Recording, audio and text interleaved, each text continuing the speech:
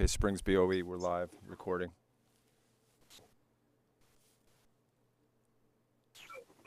Everybody, thank you for being here. Prior to us,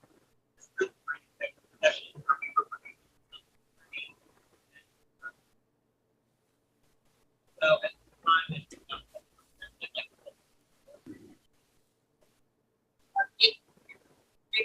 here.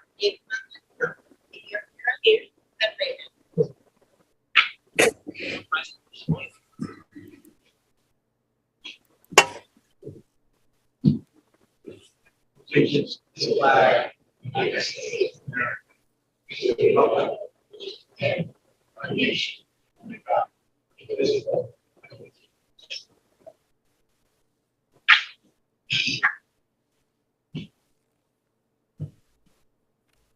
Thank you very much.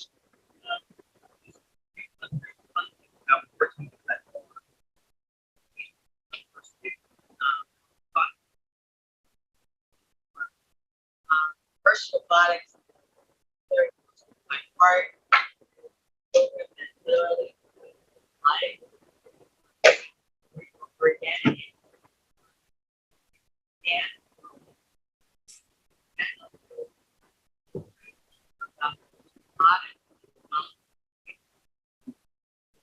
that first robotics is just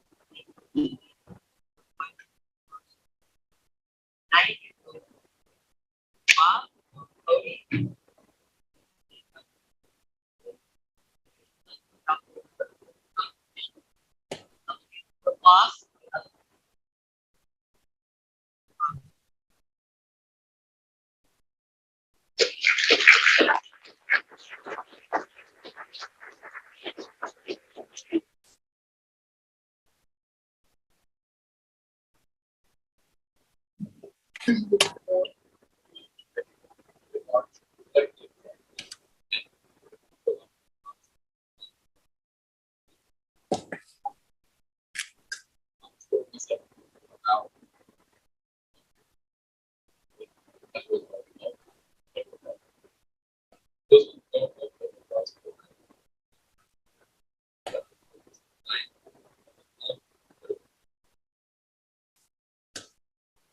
Yes, robots are right here. What do you mean robot? Very simple. In addition to tasks, they're also tasks. This is cargo ship. None of it.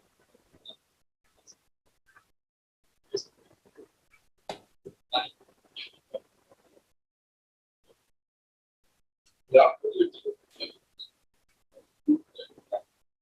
Thunderbox.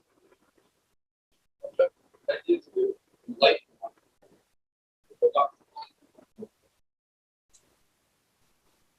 Thunderbox.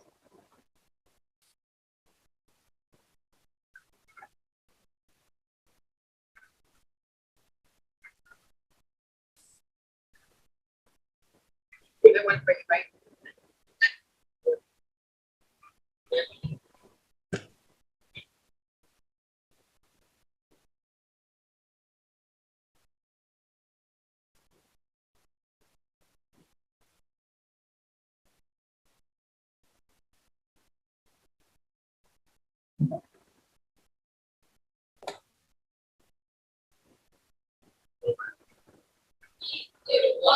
We're going on a trip in our favorite rocket ship, zooming through the sky. Little Einstein, climb aboard, get ready to explore. There's so much to find. Little Einstein.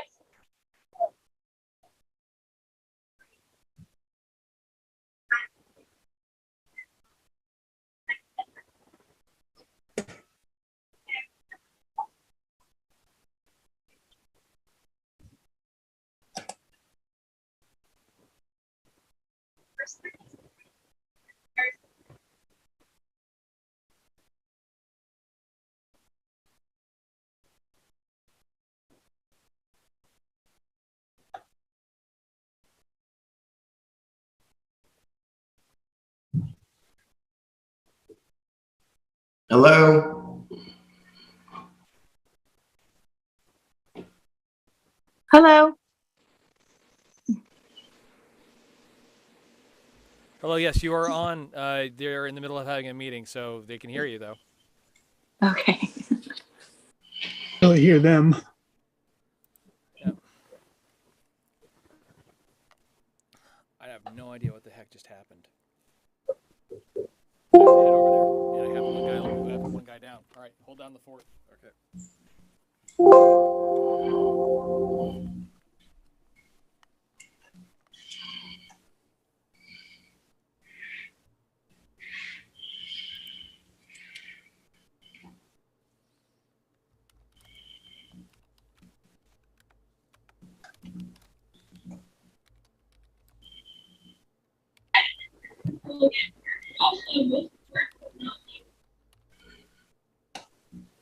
Thank you.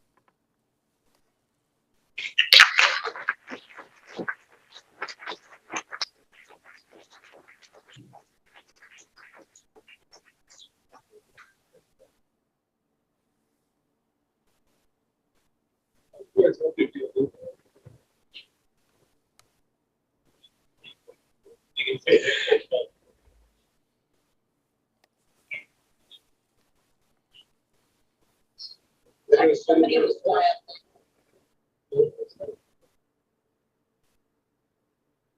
Like, coach.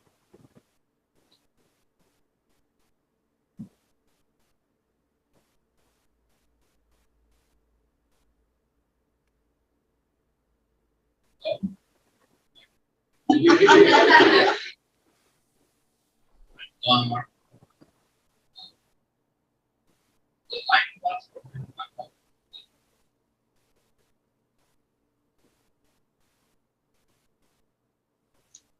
Running boss.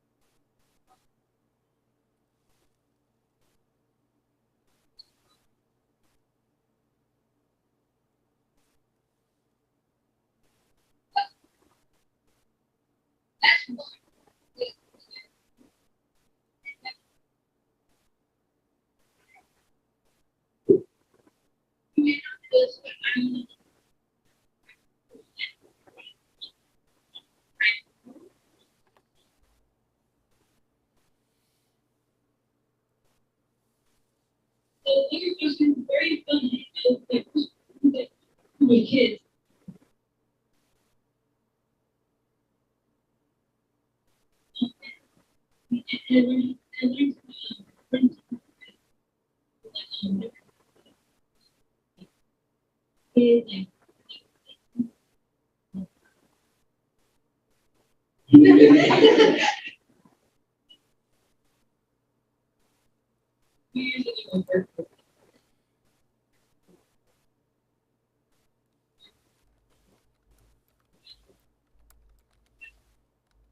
This year,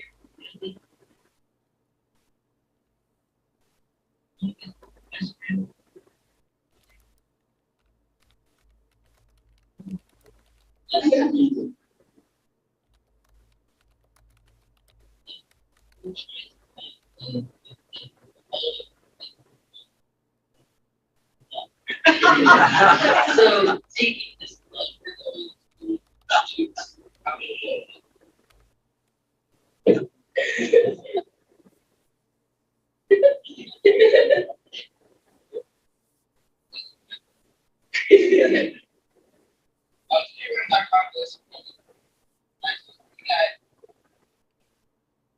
I can just try. Here is a full here's so basically actually this turn off is left.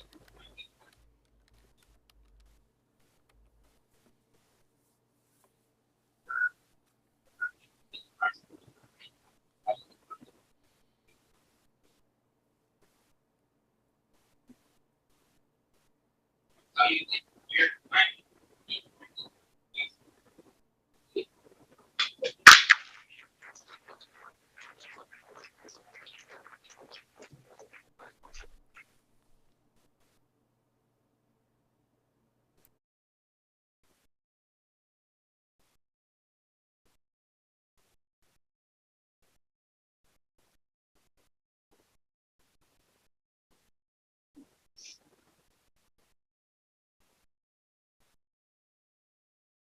My name is Mark.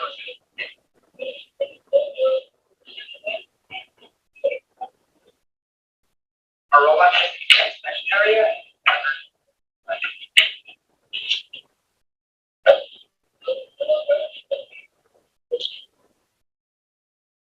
Innovation projects.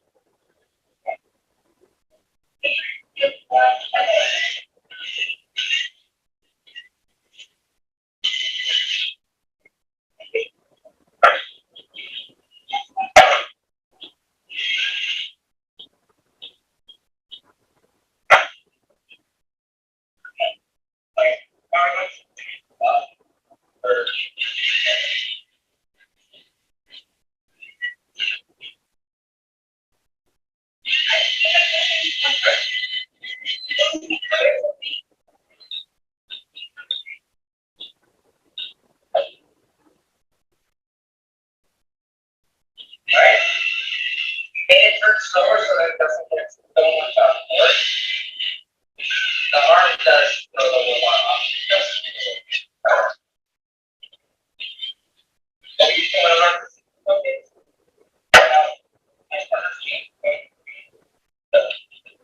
The orange thing.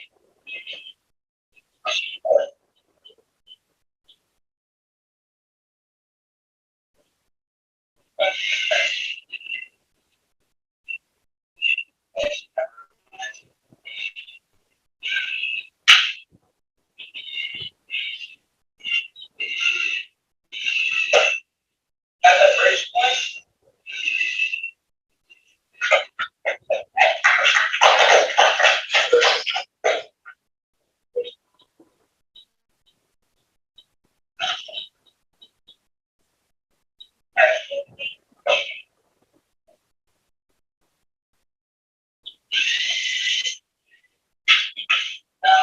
we're going to try and break it.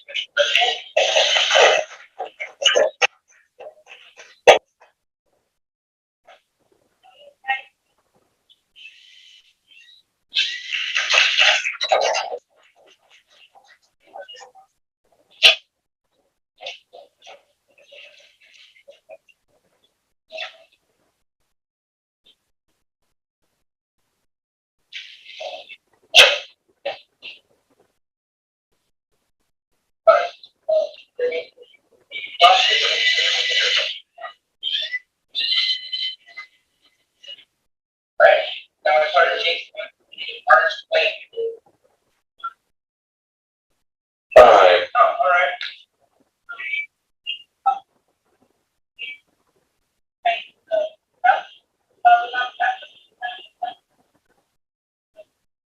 Right? Purple. Our cardinal thing is only dropped the door. Or that thing, but it's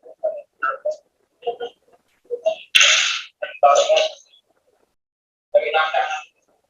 That's the right. That is it. Thank you for your time.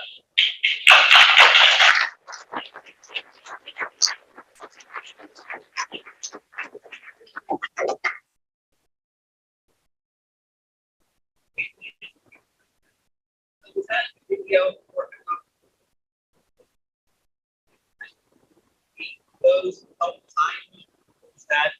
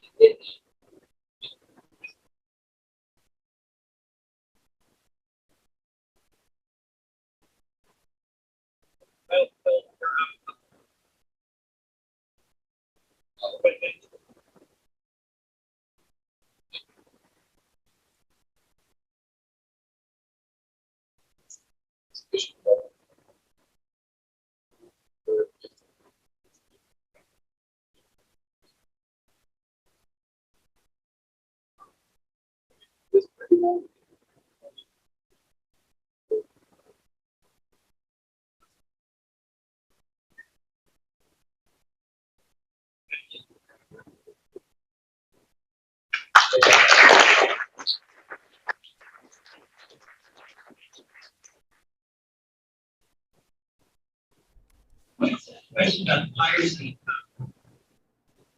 Where, anybody,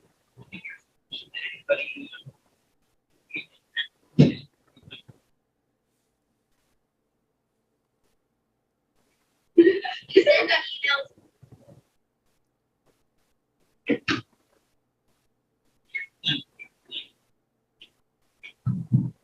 very much.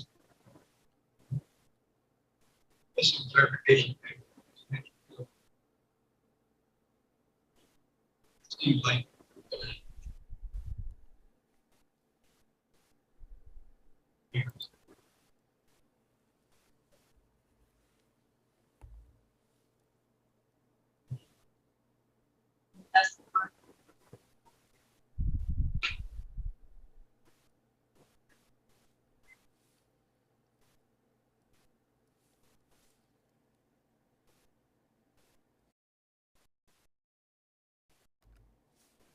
All right, excuse me, board. This is LTV. Thank you again all for Springs board, can you hear me? This is LTV. Thank you, guys.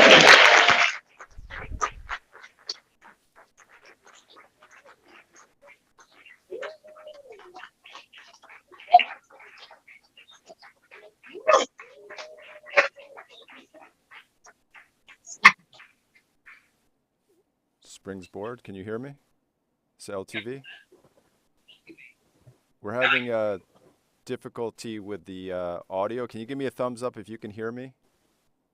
Anyway, okay. Yeah, there's a difficulty. The people on Zoom or on conference call cannot hear the meeting. Jason's on his way down there now. So I just want to let you know, and anyone that's listening and can hear me, that there is an audio problem. And so if James is going to do a presentation, I don't think he won't be able to hear you. So you may want to skip that part of the agenda and come back once the sound is fixed. And we can't hear what you're saying.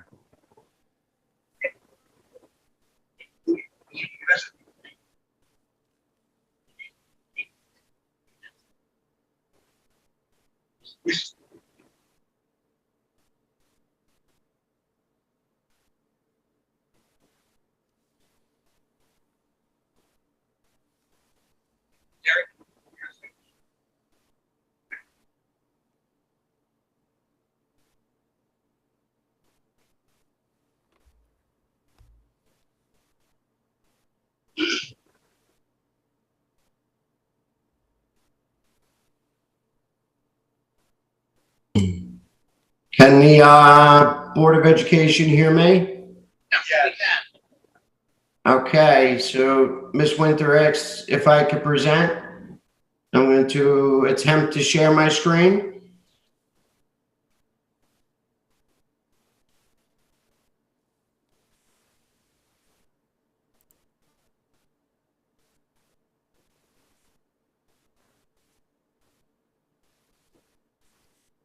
Okay, can everyone see my screen?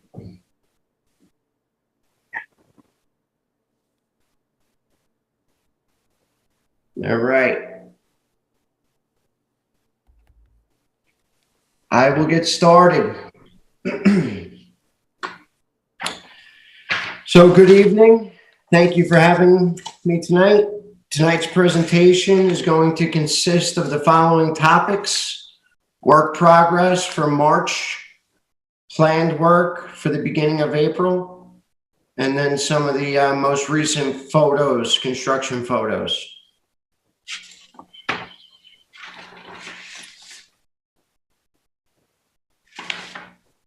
So starting with the scheduled work for March, they completed the installation of the new gymnasium wall divider. Also, training has been completed to show everyone how to use it. Completed the installation of the modular building overhead garage door. Completed the sanitary septic system issues. Although this work has been completed, Park East and BBS are meeting with what we believe to be the responsible contractors It's a combination of what we believe would be part Hirsch Plumbing, Land Tech, and direct drainage. And we're going to attempt to get the district reimbursed for all the costs associated with the pump outs and the cleanings resulting from some failures by those individual contractors. So I'd say in the next couple weeks, we will conduct those meetings and present back to the district with our findings. The installation of the new gymnasium projectors and screen, advanced sound, installed the upgraded Cat 7 cable, which was successful. Although once that was installed, they realized another component had failed. They expect this replacement component within the next week or so to be installed in the rack system, which will finalize that scope. The cameras for the exterior parking lot have been completed. Regarding some of the contractors, Pyramid has completed the BBS punch list. That was a mechanical contractor. Nickerson, the casework contractor and bleacher contractor, has completed the punch list from BBS. JVR is continuing to work on the BBS punch list. They are approximately 90% complete and plan to be 100% within the month of April. One of the items that's not on the punch list, but we've spoke about in the past couple board meetings, was the disconnect switch for the wheelchair lift that is right outside the main office. And JVR has agreed to relocate that or put a different type of disconnect switch that is not so commercial looking at that main entry focal point. So that will also be completed in the next week or so. Some additional work items for March. Stalco is continuing to address the BBS punch list. They're currently 95% complete and projected to be 100% complete by early April. Land Tech is continuing to address the BBS punch list. They are 98% complete, projected to be 100% by early April. Hirsch Plumbing is also continuing with the punch list. They're currently 98% and projected to be 100% by early April. JNH, who did the garage addition, has completed their punch list, and they have also submitted all their closeout documents. Work scheduled for the beginning of April. It's really going to be closeout and some minor punch list items. So Stalco, they're currently submitted 5% of their closeouts, expected to be 100% with their closeouts by the end of April. Land Tech is currently submitted 20% of their closeouts, expected to be 100% within the month of April. Hirsch Plumbing has submitted 5% of their closeouts. And again, all contractors are expected to be fully closed out by the end of April. JVR has submitted 95% of their closeouts, and Pyramid has also submitted 95% of their closeouts.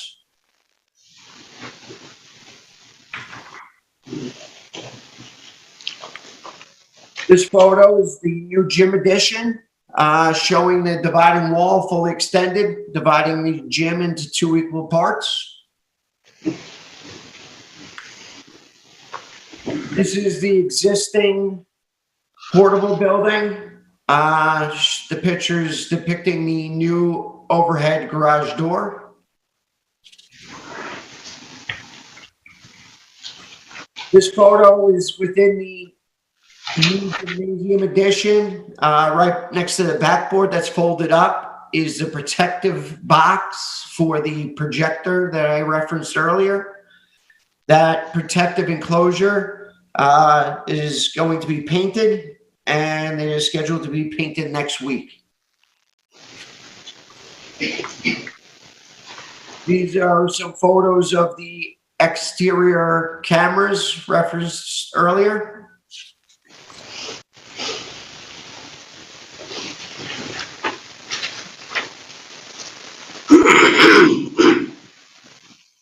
Also, as referenced earlier, this is the sanitary manhole. This is the first one in the car loop, with it being sucked out and cleaned. The left photo here shows the debris within the manhole. The right photo shows the debris being removed. And since the removal, Keith Grimes has come back out and completed their scope. There was a missing trough that connected the two pipes, a concrete trough that was installed a couple weeks ago, and now is flowing and should be void of any future backups.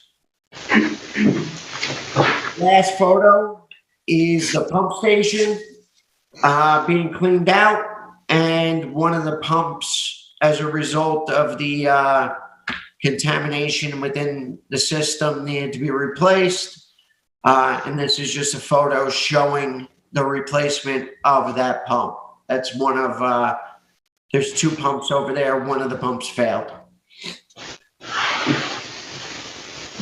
And that concludes the update. Any questions or comments? Can they hear us now? Well, let's see. Hi, can you hear us now? Yes. Oh, great. Let's just play along and see what happens. So Derek, thank you very much. It looks great to see some of those items that have been on hold for a while completed, like the gym door and the overhead door for the shed. Anybody have any questions? Jim Wadick is with us. I'd like him to explain some of the change orders. Okay. Jim? Jim, can you hear us? Jim Wadick? Yeah. Hi. Can you explain some of the change orders that are before the board? Some of them are pluses, which is great to see, but some of them are also expenses. Credits. What ones would you like me to explain?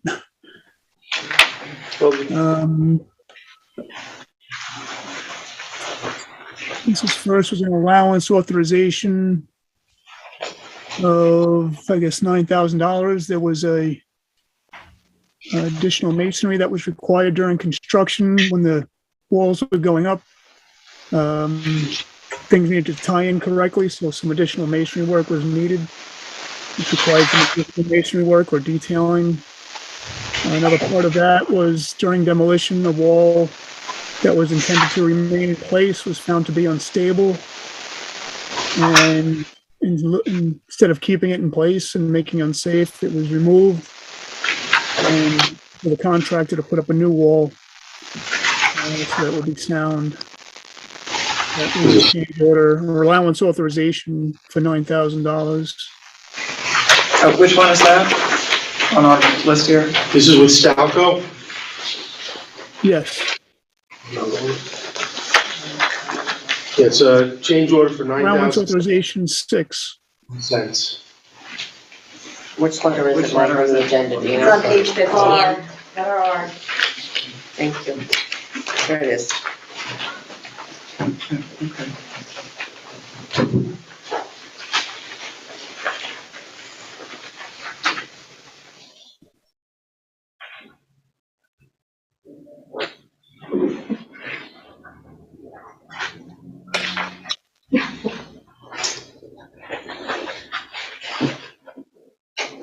Like do you know which letters are actual credits? This is on Well, the ones that are unused, right? Those are Yes. credits, yeah. Which was nice to see. There's a credit coming from Pyramid Contracting for $9,000. And I believe a credit from Stalco for $72,000.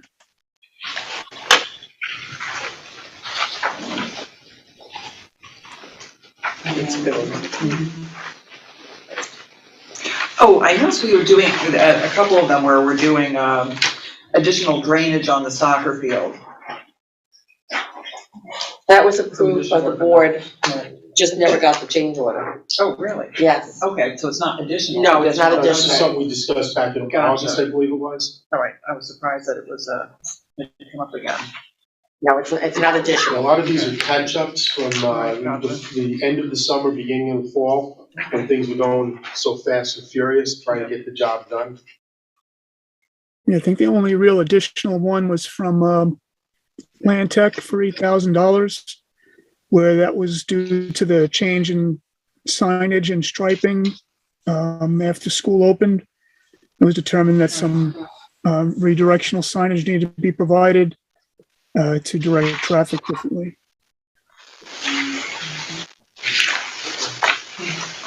Great, thank you. Does anybody have a question for Jim? No, not for Jim. Okay. Okay. All right, thank you very much, Jim and Derek. You're welcome. You're being here with us, and it's nice we can hear each other. Well, Yes. let's,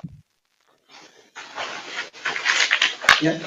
in finance, might go through that, he has a total of reimbursements and all that. Yeah. You'll go through those in finance. But Yeah, I can go through them. Right, yeah. Oh, I yeah. mean, just the total reimbursements and, additionals, what you have here. Okay. I can add them all up. No one listening. Okay, we're ready to move on to budget work then. Sure are. Okay, gentlemen, thank you very much for being with us this evening. We're gonna go ahead and move into our budget workshop, which you're welcome to stay for if you really want to. No, thank you for the invite, but I'll leave. Thank you. Have a good evening. Have a good night. Thanks. John, you can put up the budget presentation.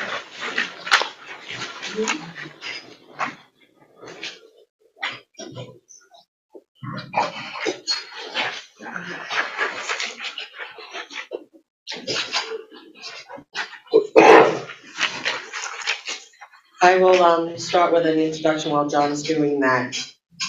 So the last time we met, Mike had rolled over the budget, which is typical in a district. You just roll it forward and then you kind of go line by line. We went back to the drawing board after direction from the board to find a way to come in at the cap or below the cap. We don't have our final numbers yet. We are introducing tonight our instructional budget and our special ed budget. There's still one more big piece to this puzzle, and that's personnel. Mike will have that for the next meeting. But we think we're getting close to that cap number, and not having to extend, but we're not there yet to definitively tell you that. But we are getting close. I want to remind the community of our mission statement. I won't read it again, but Spring School is committed to providing a learning environment that's enriched, activities such as the one you saw tonight, whether it's our general fund that funds some of these programs or the grants that we write. We are committed to giving our students everything that they need. High quality instruction, standard-based curriculum, professional development for our staff, a whole child approach that includes that mental health piece that is so needed right now today, the creativity and the compassion for all our students. And we will continue to be good stewards of the finances of the Springs community. I won't review again all the things we want to maintain. That's the slide there.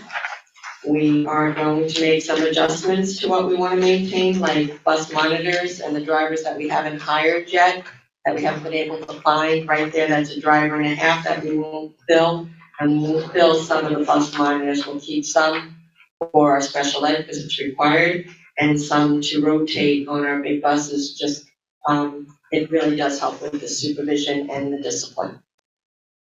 So if you go to the enrollment class size, and you know it's small for everybody to see, this is current as of today. Our enrollment is forever changing. So as of today, it might be off by a couple, but this is what was there by Wednesday. The week before is when the board wants to see our presentation. So this is as of Wednesday last week. We rolled all of the grades over for the 22-23 school year. Nothing has changed as far as the class sizes that we recommended. The third and fourth grade go to 3 sections, where the 5th grade goes to 4 sections, with a net change of 1 general ed teacher. Your high school enrollment is constantly going up. We don't have March's bill yet, but as of to Wednesday of last week, we were at 352 current enrollment, with the 2 students at Southampton. So it's 350 at East Hampton and 2 at Southampton for that total high school enrollment. And we normally project 4 to 6 students. We're projecting 4 students to go up next year. As I'm looking at the projected enrollment total for next year, it looks like the 20 plus increase is coming from our expanding of pre-K. Correct. That 54 is the absolute total that we can take for full day. Currently, as of today, there are 40 students enrolled for UPK. And if you have a kindergartner coming in next year, please register your child. Even if you were in pre-K last year, you have to register your child and show proof of residency to attend kindergarten. So we ask that you do that. The special ed enrollment slide, John. We took a date of Beg's Day. That's usually the date that everybody uses to make their projections. So that's what Kristen Turnout did. She's sorry that she can't be with us tonight, but she did fall ill. As of Bed's Day, which is October, we had 73 K-8 special needs students. At the high school, between the self-contained and what we call the inclusion students or hybrid students, there were 42. We have 2 students at Southampton. We had 2 students as of October at BOCES, and we had 2 students in residential. Currently, we have 3 students, I know for a fact, at BOCES. So we're anticipating only 1 increase in special ed students next year. Our special ed program has openings in it. If you go back to the other slide, on the enrollment, you can see that there are 6, we could have up to 12 students in a 1211 class, 8 students in an 811 class. So we have currently in our special ed classes 7, 6, 8. K2 has 7 students, 3-5 has 6 students, 6-8 has 8 students, and our functional academics has 3. So there's plenty of room there for new students that enter that may have special needs. At the high school, we're projecting 2 more students in either special class or in the hybrid. And other BOCES, there'll still be 2 students at Southampton. There will be 3 students at BOCES, or a placeholder at BOCES. We have 1 student that currently is court placed, and we do not know where that student will land. That student could land in a district, and then that district will be able to charge back to us for tuition. So that placeholder in BOCES is the highest. It could be $165,000. So that placeholder would be good for a student that ends up in another public school.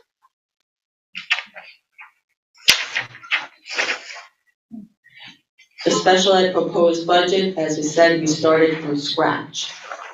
So equipment-wise, we're proposing only $5,000. That's similar to the previous 2 years. Contractual expenses have gone up with the increase in our kindergarten this year. Our OT services, occupational therapy services, and physical therapy services went up. So that's what the contractual expenses are there. Materials and supplies, we reduced by $2,550.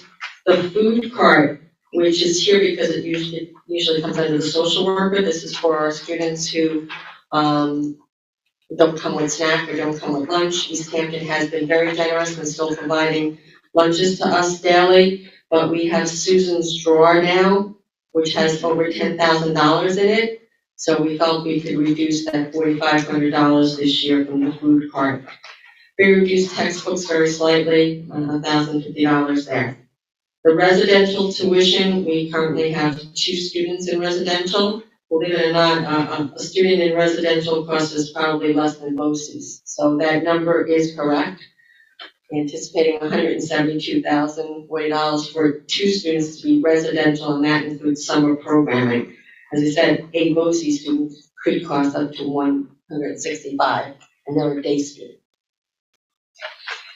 The Suffolk County flow through is for your UPK students. If you remember, 2021 was the start of COVID in March. So the following year, not many children with special needs went to UPK special ed programs.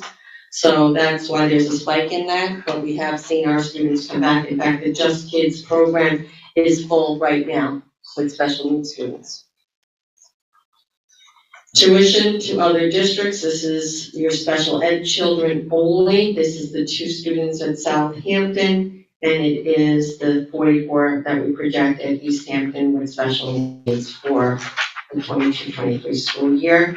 It is less than previously budgeted for by $133,171. And the BOCES tuition, we're anticipating, as I said, definitely 2 students, and then we have that 1 student that we don't know where that student will be placed. This is an area where in 2021-22, we had budgeted $781,000. We are going to cut this very close and say that the maximum we would have is 3 students at $375,000. I have to say, one of the reasons I came to Springs was I was so impressed with the special ed programs here. The nearest BOCES program is West Hampton Beach. And we will do everything that we can to keep a student here. If we can safely educate that child and keep our other children safe, we will educate that child here, because that bus ride is just, it's just cruel to do that for a child. It may mean that we need extra support to maintain that child here, but it is still better than sending to BOCES. So I am comfortable with my recommendation. It saves the district $482,050.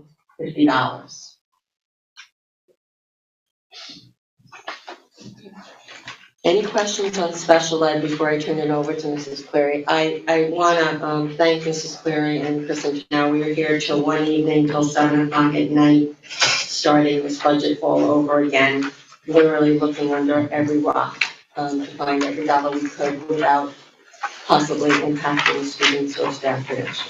Is there a combined total on that? Excuse me? Is there a combined total on that? A complete total on that? Yeah. Yes. Of savings? For a special ed proposed budget, it's $2,999,812. And what was that previously? The previous one was $3,481,862. What was the difference in that then? $482,050. You're not including personnel in that.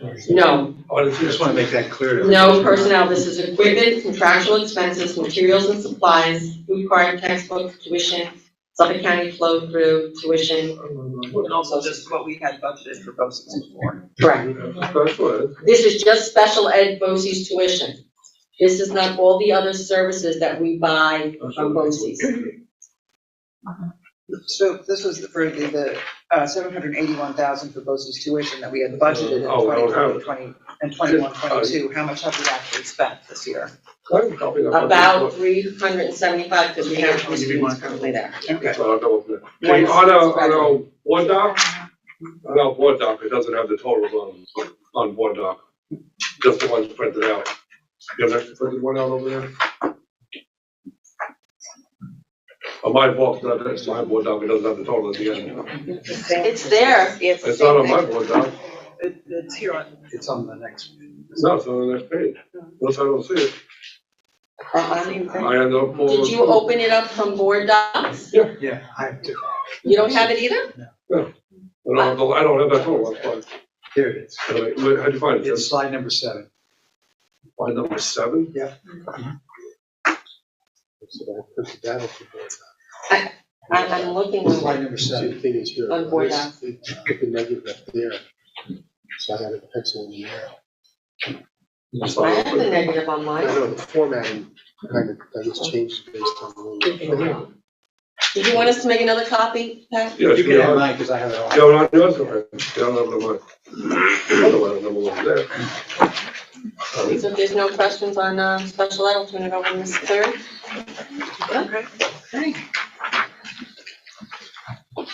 Good evening, everyone. So the part of my presentation tonight is instructional proposed budget. This is about 1/3 of the entire budget. This pretty much includes all the meat and potatoes of what we do here for teaching and learning at spring school. And again, like Ms. Winter said, we really try to cut as close to home as possible without sacrificing, our best practices in our programs that serve our kids. So in the first box, there's curriculum and supervision. That has to do with administrative supplies, conferences, and some contractual obligations. In 2021, we had more expenses because we had a new assistant principal, a new principal, and we had new offices. So we needed more supplies and equipment for those new spaces. That's where you see the 26. And then we returned to proposed at 22-23, we kind of returned to what we proposed last year, this year's budget, which is about $7,000, and that includes, like I said, conferences and other contractual expenses related to administration only. Research, planning, and evaluation. That actually, again, that's pretty close to the actual 2021 that was spent. This involves our recertification and training so that we can evaluate the teachers, the evaluation process, which is a state mandate by state ed. Every year, that's an annual requirement. The next column is teaching. So this is this supply code here, 2110. This has about 200 sublines to it. It includes everything from teacher supplies to curriculum, textbooks, equipment, all that good stuff. So this is the crux of our budget right here for instructional. In 2021, our actual was about it was 337, 197, and we accounted for the new science lab in 7th and 8th grade, along with the new technology lab. They needed equipment, they needed supplies and materials, and so that was a large expense for us in 21-22. So once that was done, and those are not, we don't need to buy those again, we focused back on the 337, 197, and that's what's proposed for 22-23, and that will be for next year's supplies, textbooks, materials, and equipment. The other expense that was in there was the FOSS kits for our 8th grade science. We don't have that expense next year. Tuition, and this will be explained in more detail by Ms. Winter after this particular slide. This is the big nut. Obviously, we pay tuition at East Hampton High School. Our number of high school students fluctuates. We did get some unexpected students move into the district at the high school level. And so because of that, we saw about $1 million increase in tuition to high school this year. Next year, we're proposing about $7,907,040, and we were able to see a dollar difference there. It's actually an increase of $1,003,868, and that is sort of a non-negotiable with East Hampton High School, as we all know. We were able to bring the final total down a little bit because of the savings in supplies and materials. I'm going to turn this back over to Ms. Winter so she can explain a little bit more about the tuition, since it is a little bit of a complicated topic.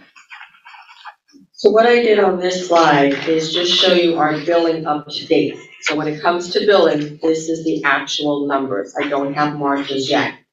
East Hampton has been very good about itemizing a child who's there for a day, whether they moved out or they moved in. So we only pay for the days that the student is enrolled for that month.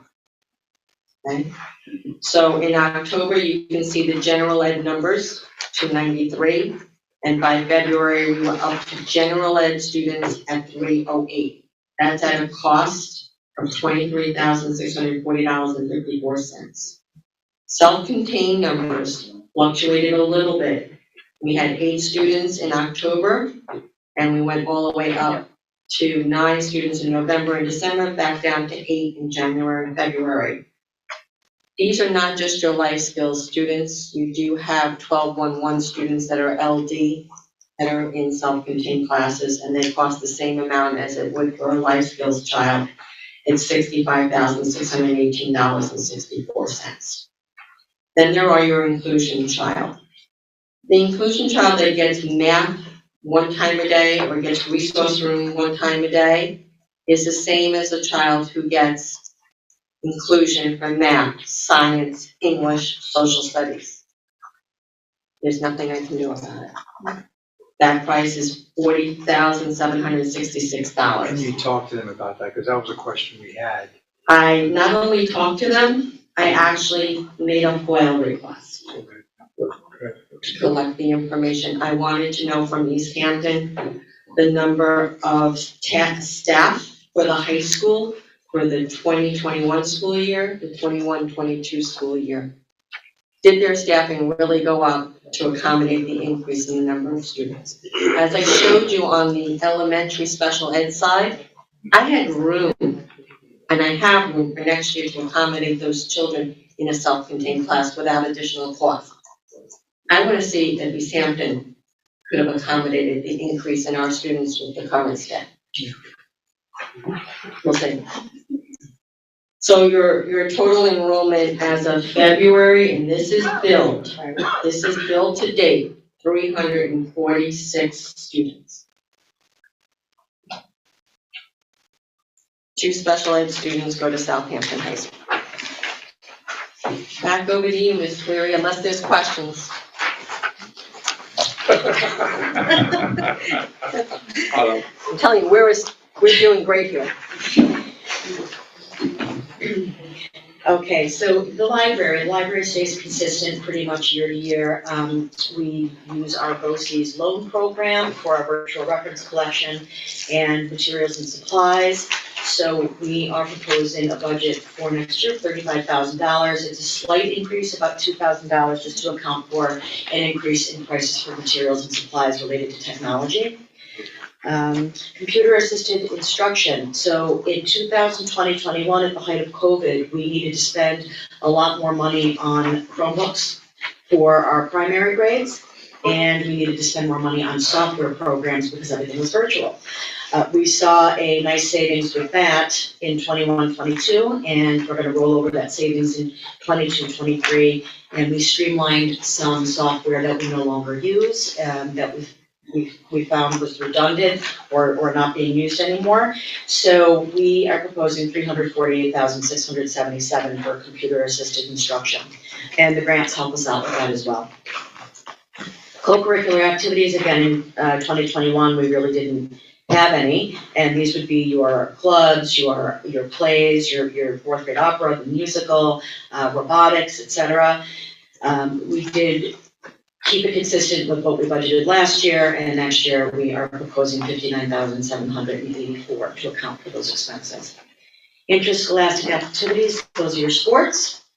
We are happy to say we are back in business with our sports this year, and you see that increase from 2021 to 21-22 because we do have plenty of sports teams, and they were even able to buy some new uniforms, which they really desperately needed for some of the teams, and we are proposing again $63,568 because we do have what we need for next year in way of equipment and uniforms and contractual expenses.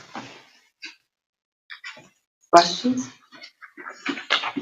It would have been nice. I'll go back on my records. It would have been nice to have pre-COVID years numbers with sports and stuff like that. Oh, you wanted 1920?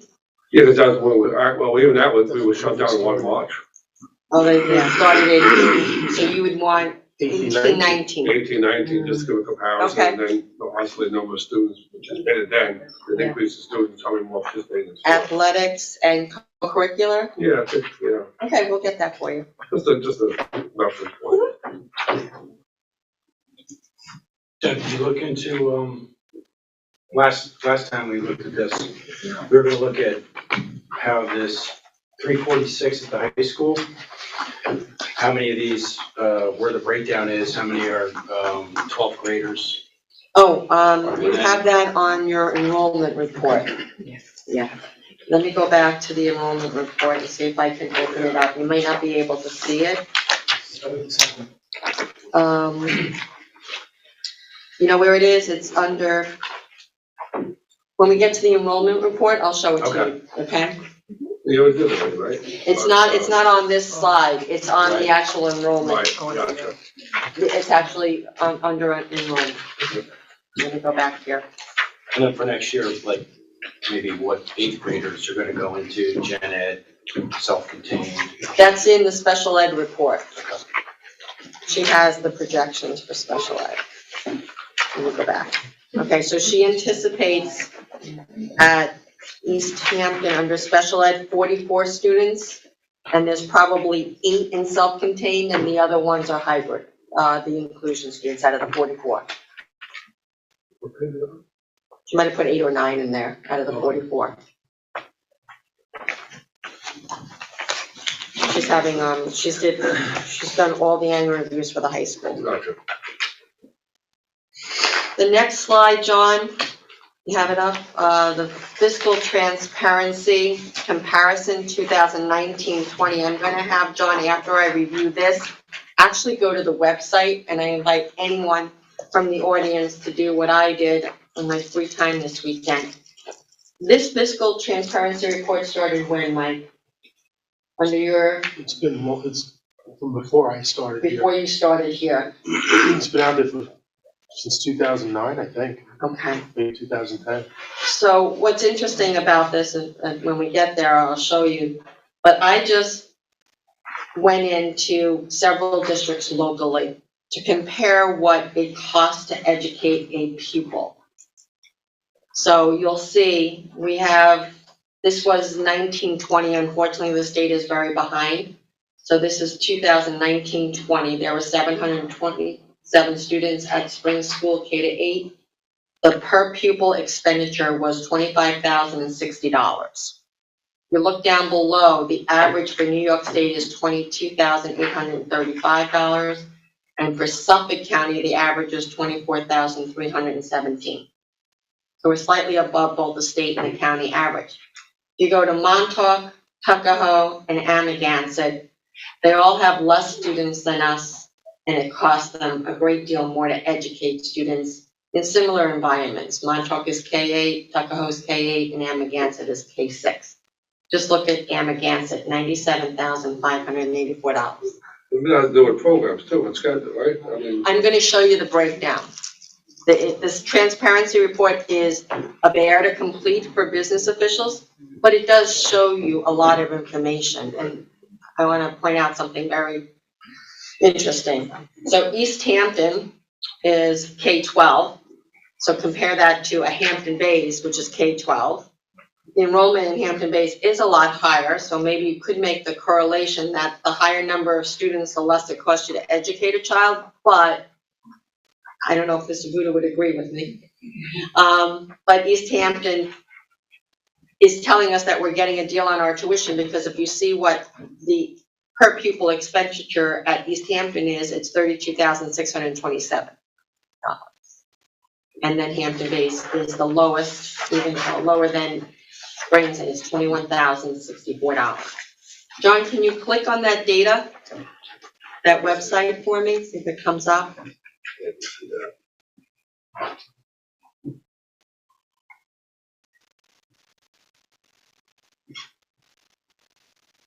Can you just put Springs at the top of that, in that little white bar?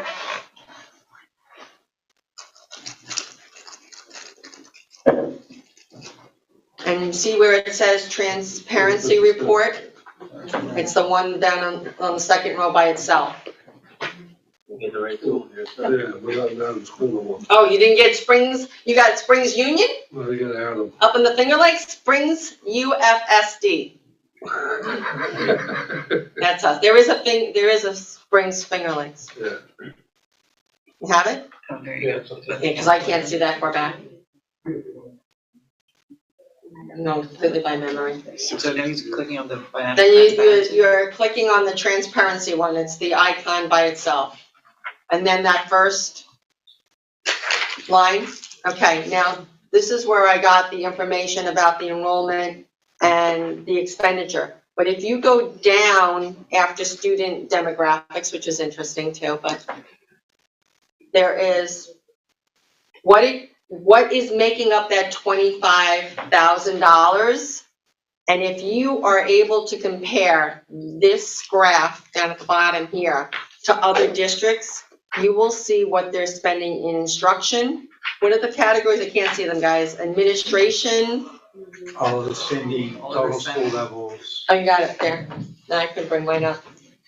Thank you. They got instruction, administration, all other spending, total levels, central instruction, central administration. Just compare this section to some of the other districts and you will be shocked. One of them I know is at $15,000 for administration. Per student. Per student. Per student. Right now, your administration total for Springs is $575. And in fact, Springs gets a special aid for having administration under like a threshold that they talk about. You get additional aid for being under that threshold. You gotta go back and forth through to see the other districts, but I call this transparency, which it actually is transparent. It takes a lot.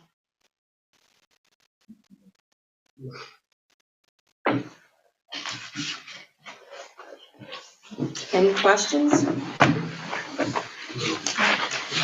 And the last is just a reminder of all our dates, and Mike will be up next on the fourth one, which will be the third of our budget, which is really personnel. Fourth budget presentation, April 5th, budget and property tax adoption, April 25th, budget hearing, May 9th. The annual meeting, budget vote, and trustee election is May 17th. The trustee applications are available in the business office and are due back by April 18th at 5 o'clock. Trustee applications, April 18th. By 5 o'clock. By 5 o'clock are due back in June. And I'll be here because we're actually on spring break, but I'll be at the front desk that day waiting for. Till 5 o'clock. Yes. Julie, where's your microphone? You know where, behind you, You never got back? not behind the book. It's dead. It's Okay. Thank you, John. Does anyone on the board have any questions about the, That's all I have to say. where we are right now with the budget? Appreciate you making an effort. I do. It's a great team. It's a great team. Mike's been behind the scenes and it's been a pleasure really to dig. Great. It hasn't been easy pushing them to do the zero-based budget model.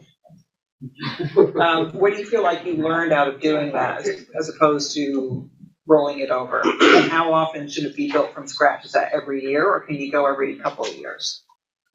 Ideally, it should probably be every year. Mhm. Yeah, because things change, you know? Things change for us a lot. Well, Miss Cleary, look closely. You're seeing the one bucket of supplies, but you reallocated supplies. You have 2 full-time art teachers now and 2 art rooms. You have a home and careers room that's really functioning. So she shifted some of those expenses that went to science, they have everything they need, over to those areas that have a need. So it's good to look at it. Is it time consuming? Yes. Is it a little scary?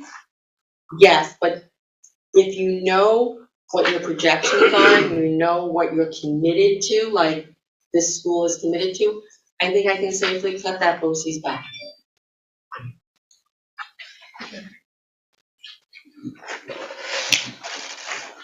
Since we are in the budget workshop portion, we will go ahead and have a public commentary section for this right now. So if anybody here in the audience or on TV would like to have, yes, Mr. Booth, come right ahead. Thank you.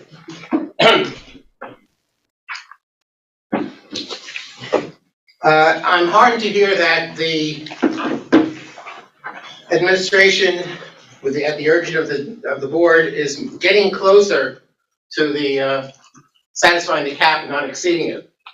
I know in prior years, going way back, when we had multiple budget workshops, 1, 2, 3, 4, one of your predecessors, Mike, was able to go from workshop to workshop and show how close that number was moving, how it was changing from over time. So right now, all we have is your statement that the overall projected expenditure of money to be raised by taxes has come down and it's coming close, so it won't exceed the cap. But we don't have any hard figures, we don't have any numbers, and we'll have to wait till the next budget workshop for all that to coalesce together until we can see it in writing. But I do have a problem or two. The enrollment reports, despite the supervisor's best efforts, it's somewhat of a morass, because even from March the 15th to March the 18th, March 15th being the date on the superintendent's enrollment report, and March 18th being the date that was used for the enrollment that went into the workshop presentation, there was a discrepancy of 10 students. From the super's March 15th report, there was a total, including pre-K, of 686, and just 3 days later, which is hard to believe, you're reporting 696 students at this facility, PK to 8. So Yes. Yes. 3 days, you got 10 students in the door? One teacher, who I think is still in the audience, got 4 new math students to her classroom in one day. So the tuition, the enrollment numbers are hard to work with because they're constantly evolving and changing. And now those 4 might have been a plus, but also a negative, because 2 might have left, but 6 came in, so it was a net of 4. It's a moving target. Okay, but what is not acceptable to me is that if I look at these documents carefully, that was presented tonight, I find a major discrepancy in the number of high school students that you project versus the number that you are planning to spend for tuition or special ed. And you're looking at me like, what is he talking about? So I'll tell you. You have said that that the current high school numbers are 352, and that you project for next year 356 total, general ed and special ed. You currently have 44 students special ed at the high school, and you're projecting 43, so essentially no change. If you look at the numbers in these documents, you are calculating tuition for general education high school for next year. You have a dollar amount here of $7,907,040, and if you divide that by the adjusted amount for next year with a 2% increase of $24,113.35, you find that that number includes 328 projected general education students. Well, if you take 328 and you add to that the number of special ed students, you're about 14 over what you project. You have built in an extra $350,000 for general ed students that apparently don't exist, or your numbers don't add up. I know you'll have to go back and look at that, but that's what I see, that's what I count. So the number for the general ed, you're budgeting for 328, you're budgeting for self-contained and inclusion together 38, and yet you have said that you're projecting only 352 students at the high school. The numbers don't add up. It's hard to put all this together, but when you lay it out, something is amiss. And I can't really. Don't forget the 2 students at The Southampton. 2 students are included. No, there's 2 students. At Southampton, they're in the special ed, I assume. Correct. You have, in your Their tuition is not listed here anywhere. you have 328 general ed high school students that you are budgeting for, based on the numbers. And you have 44 special ed students that you're budgeting for, which would be 372, whereas you have no reason to expect more than what you said you project, which is 355, 56. 56. So there's a discrepancy there. And that adds up to a couple $100,000 that needs to be looked at. Thank you very much, Mr. Buda. And then I have one other question about pre-K. Okay, generally we sort of have a time limit on this, so if you could state that. I don't know who else here might want to come up and say something. I can wait till we come up again. You're there. Go ahead. On PK, could you explain, I know that we have a grant of $300,000 or $400,000 for additional expanding the pre-K program from half-day to full-day. Correct? Yes, $420,000. That type of funding, will it repeat in the Yes. future? And for how long will it continue to be available? We've had our $62,000 for years here. This is on top of that. Okay, thank you very much. Thank you. Would anybody else here who's in the audience or on LTV have a question regarding the budget presentation? Yes.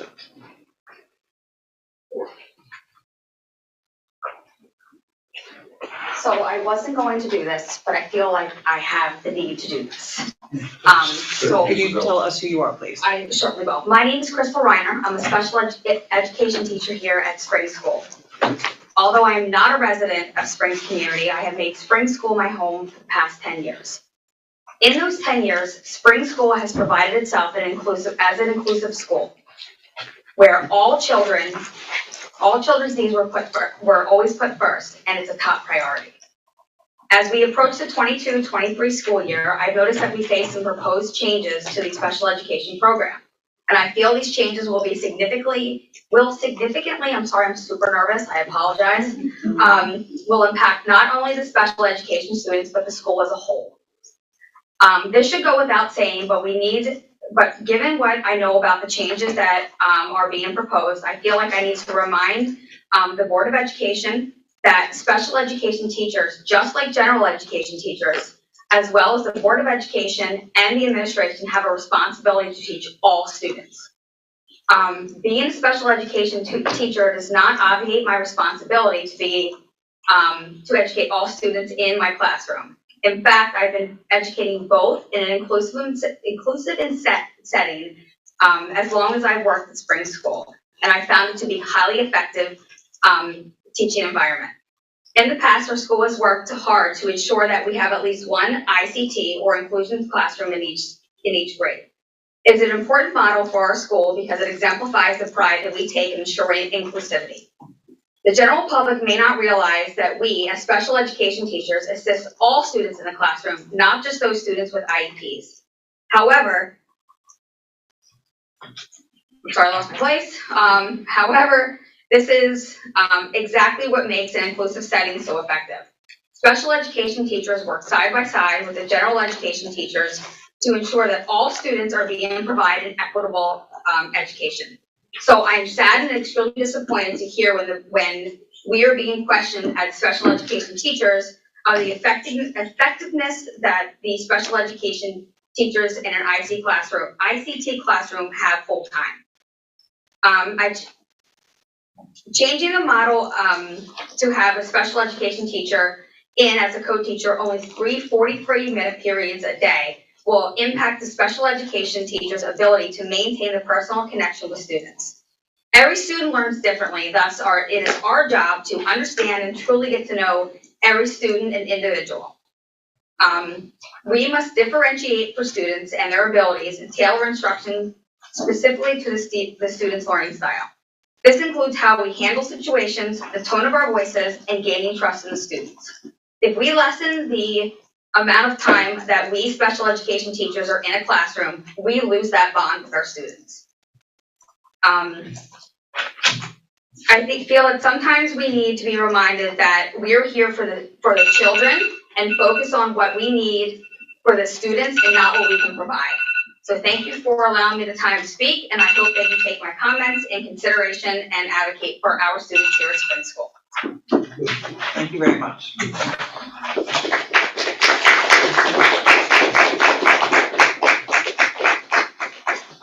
Are there any other? Yes, please.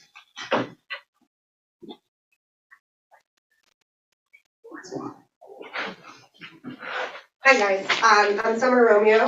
I've got 2 questions for you.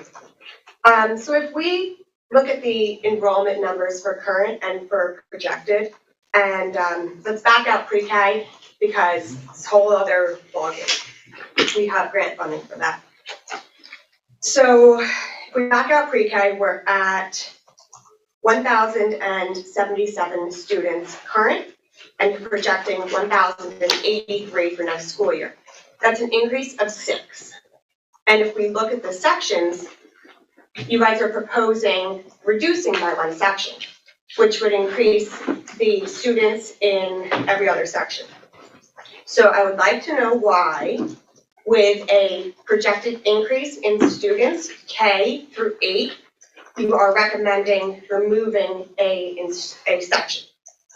That's one question. Can I answer that? Sure. So not knowing what COVID was going to look like this year, we kept our class sizes very small. We also didn't know what it was going to do to our enrollment with people coming out from the city. We did get a large group from Sag Harbor that was able to sell their homes and had second homes here in Springs, believe it or not. So we kept a placeholder. This Board of Education was very supportive of keeping class sizes small last year, not knowing what the impact was going to be. So you're correct. There's not a giant leap this year because we kept it small last year, but going forward, this year is a very difficult year. So we've got to find places that we can find $800,000 is what we were searching for. Okay, and you just mentioned COVID, so we all have to look forward. Potentially this year, COVID could come back and say spring school is then faced with having to social distance. How are you going to handle social distancing in these classrooms when you have then increased the size of all of the students in these classrooms? We haven't increased any class larger than what we currently have. But you're projecting an increase in multiple class sizes from the current year to this year by removing a section. If we remove a section. We have classes at 25 already though. That's what I'm just saying. We have classes at 25. None of these are over 25. Right. If you remove this section, you could be putting yourself into a very poor situation for the fall. Just my comment. Thank you. Okay, and I have another question. In 2019 and 2020 school year budget, and then in 2020 to 2021 budget, the students missed out on a lot of things, extracurricular and sports. So we had budgeted these line items. If we didn't use these line items, where did these monies get allocated to? Or is there a cash reserve for extracurricular and these sports? Line items that came in, where are you putting them to? You can't carry budget numbers from one year over to the next, so they get closed out to fund balance. And there's a line item in the revenue side that's appropriated fund balance, so the monies come up there and are used to help reduce the tax levy for the next year. Okay. That's it, thank you.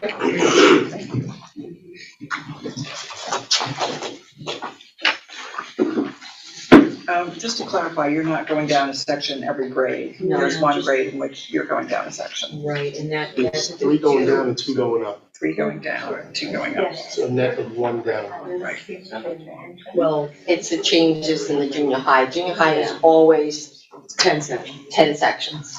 It's just being redistributed, but that, projecting for 6 students that is distributed over K through 8, that doesn't mean all 6 are gonna end up in that one grade where. Yes, another audience member. I have no prepared statements. My name is Tracy Frazier.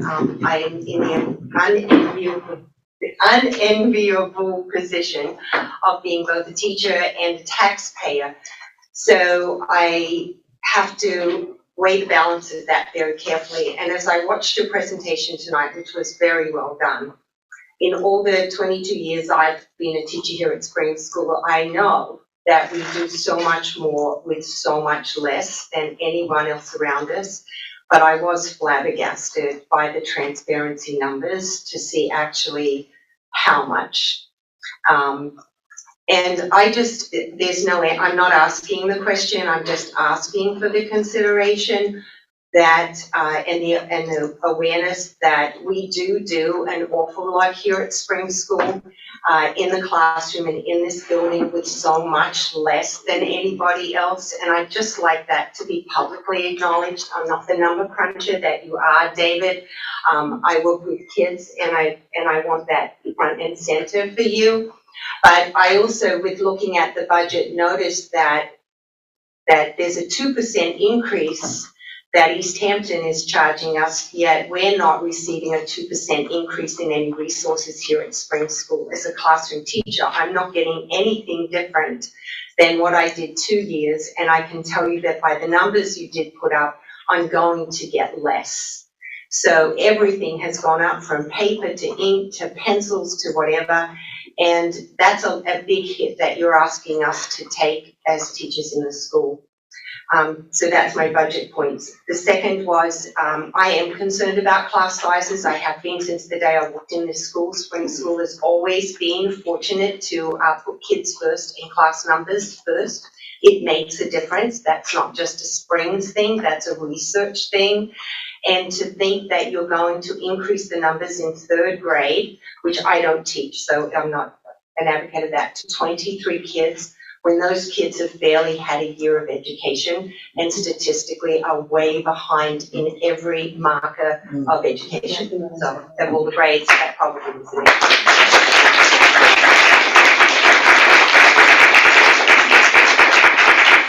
Okay, thank you very much. Would anybody else care to address the board on the budget at this time? And LTV, are there any callers at this time? We have no callers at this time. Somebody in the back there, could you please come up?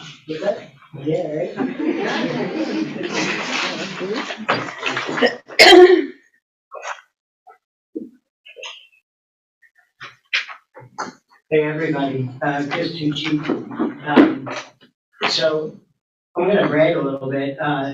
My oldest daughter, Camilla, is gonna graduate from Boston College soon, a master's program that she's completing in 1 year. And she got almost a 4.0 last semester, and she came through Springs. So, I was, with all the numbers and everything, I was doing a little math, and of my 4 children, I have 35 combined years of education here in Spring School already, and a ways to go still. So, and the kids are doing great, honestly. They have a bright future ahead of them, and the teaching is great, and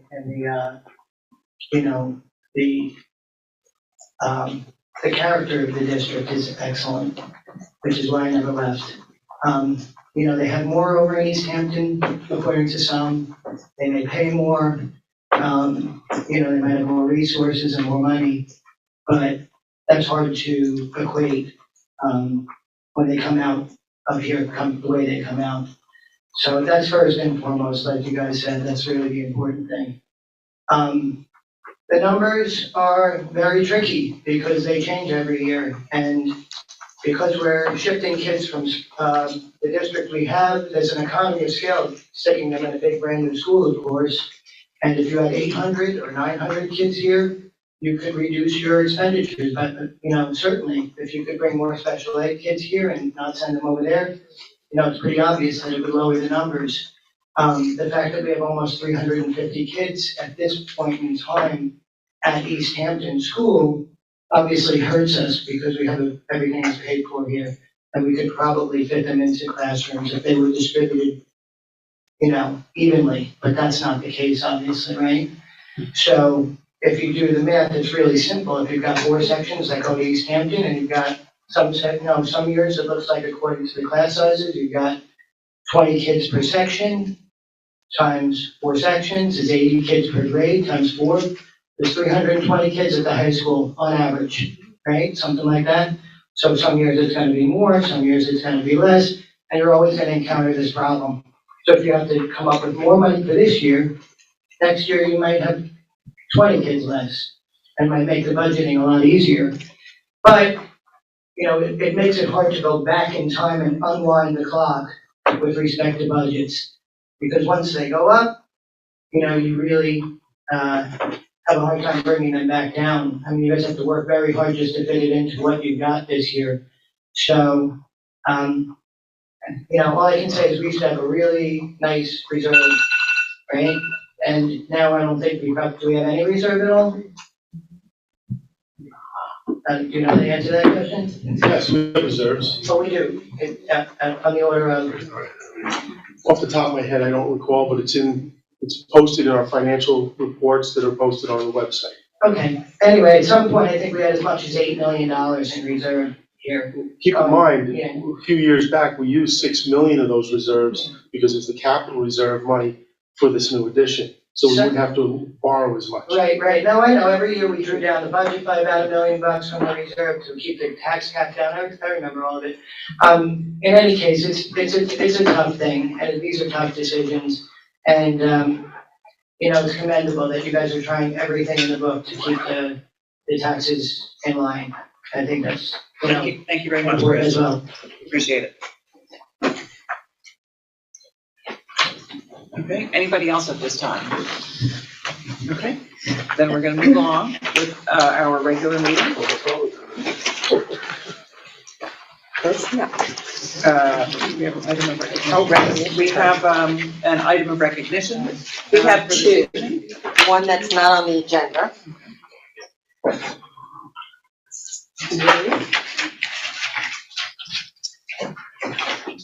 So Fred Thiel and Peter Van Spyak were here this past week to present to Daniel Hamilton, Lucy Yardley, and Vicki Firemark, and all of the sixth graders, a proclamation for the Martin Luther King virtual exhibit that is hanging in our new vestibule by the new exit by the playground. So that's where the artwork is hanging, and that's where this will hang, and there is also a certificate there from our governor. Great. So it was a wonderful event. Congratulations. We're good. Can I ask a question about that? Sure. Is there another place in the building where that maybe could be displayed? Because not too many people use that entrance to the building, from my understanding, that goes out into the playground. And not a lot of people come through that part of the building, or visitors or staff, or, you know, this. Mrs. Hamilton and I are gonna walk the building again. She wants to frame them and maybe put them up a little higher. That sounds like a Are you great talking about the idea. front, the new front vestibule or the side vestibule? The side one. So that's the small Yeah, playground. Yeah, Oh, this side, that's one not- side, yeah. yeah, that's not a, What used to be the Christine's office, that area. right, okay. Smaller field. Oh, let's see if Yeah, we can find someplace else. Yeah, she has some recommendations. She also got a grant that you're going to approve tonight from the Greater Ed to frame them. Right. Yes, that would be great. Okay. Well, and maybe it could, every year there could be something different in those frames too, right? It doesn't have to, because those kids want to keep those. Well, her thought is to give it to them when they graduate. Okay, that's So a they'll great be idea. up for about a year and then they can be replaced. Great. Okay. The other recognition tonight is for my secretary, Linda Cornell, my administrative assistant, who has put in her retirement at the end of, it's really the beginning of July. She's gonna overlap a little bit with the new person. So Linda started her career here at Spring School back in 2007 as a substitute teacher, then as your library aide right here in this room for 10 years. And one of her duties right now, which is very unusual, but it's Spring School, she is the substitute coordinator, juggling lunch coverages as well as making sure our teachers are covered when they're out. She answers text messages from teachers as early as 6 a.m. in the morning and is in the building by 7. As you know, Springs doesn't have a cafeteria, and therefore children eat lunch in their classroom, so she's juggling to make sure that there's enough lunch coverage as well as resource room. She enjoys this part of her job very much.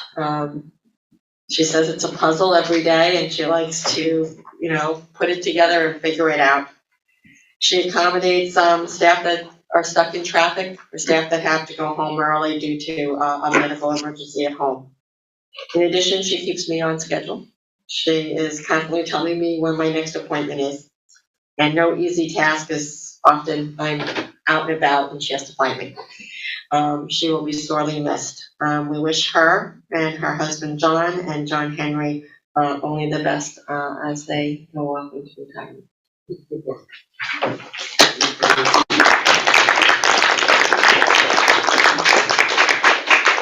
And happy birthday to her. Tomorrow's her birthday.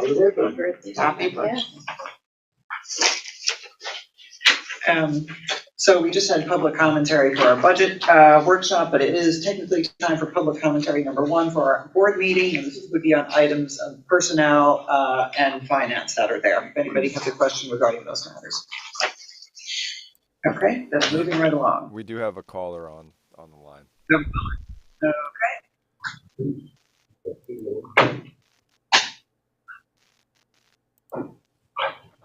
Okay, go ahead, caller. Hi, how are you?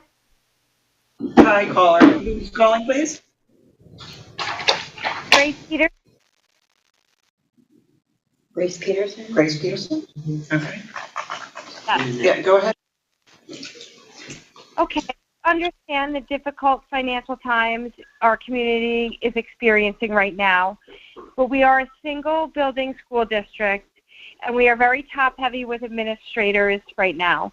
The parents would really like to see that every possibility is being exhausted before making cuts to anything that will directly and negatively impact our children.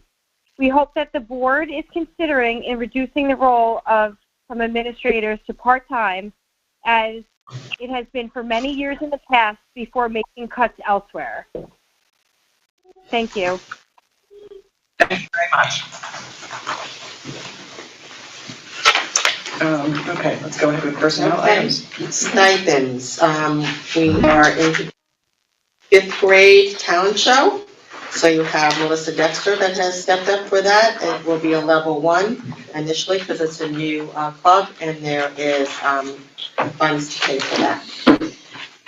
Nick Nelson has been reclassified to custodial 3 by civil service. He has worked in this district for 19 years as a custodial 1. So when we did the maintenance crew leader, civil service reviewed all our titles and promoted him to custodial 3. Substitutes, we have an additional substitute, Nana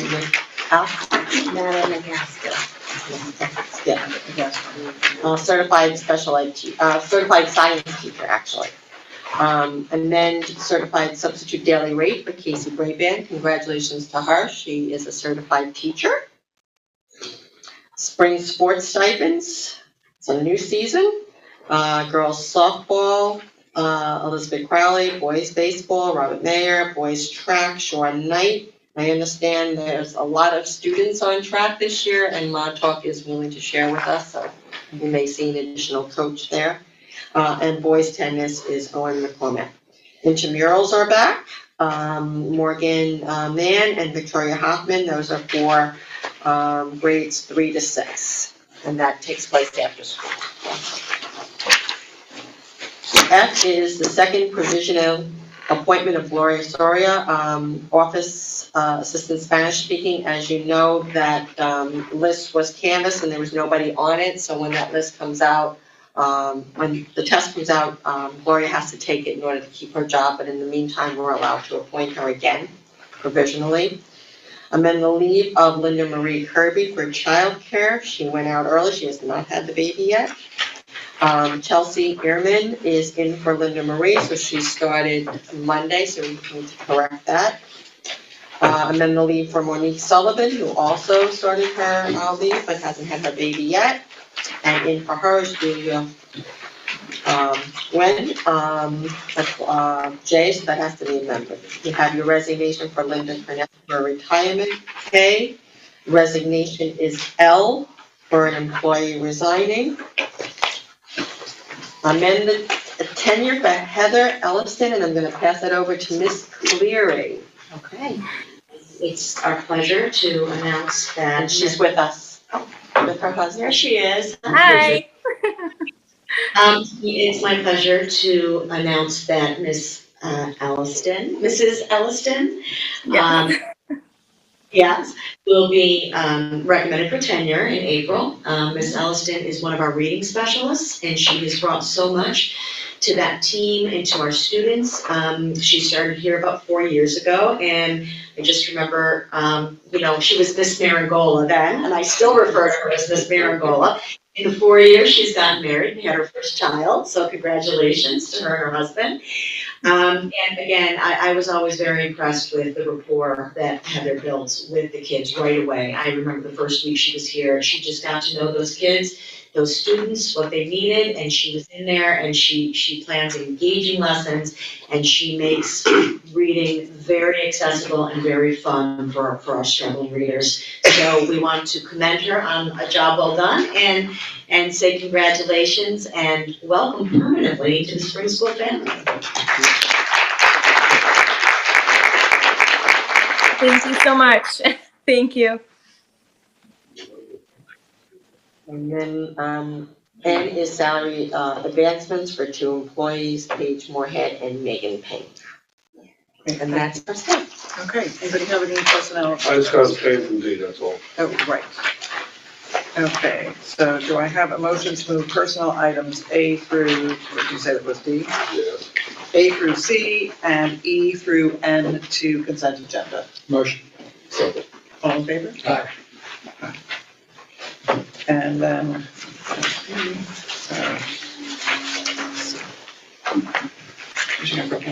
right about now. Be it resolved that the Board of Education hereby amends the following rate for certified substitute Casey Brabant for the 2021-2022 school year to be $175 per day effective February 22nd, 2022. Do I have a motion? Motion. Second? Second. All in favor? Aye.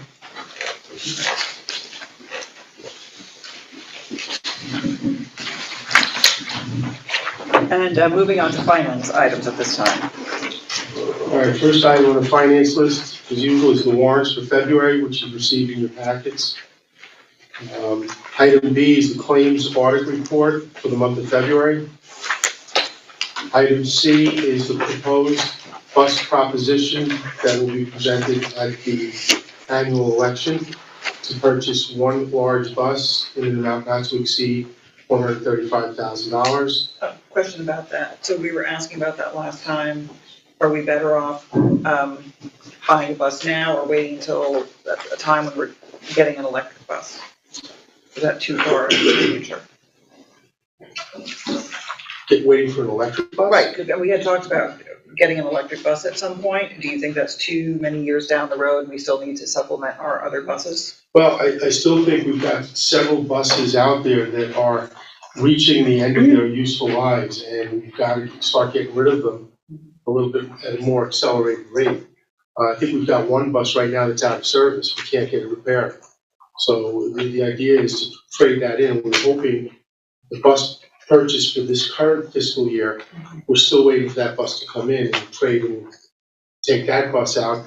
And we have 2 other buses right now that are up at T&T Baldwin having some work done on them. They're right now, they haven't passed inspection and they're not moving.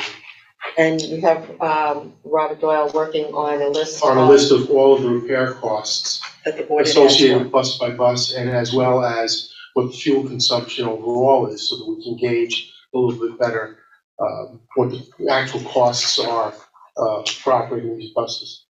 But this is, the voters have to vote on this, right? Yes. Yeah, but we have to, if we're gonna put it on the proposition, Right. it has to be in a public notice that goes out April 1st. Right. So time is of the essence.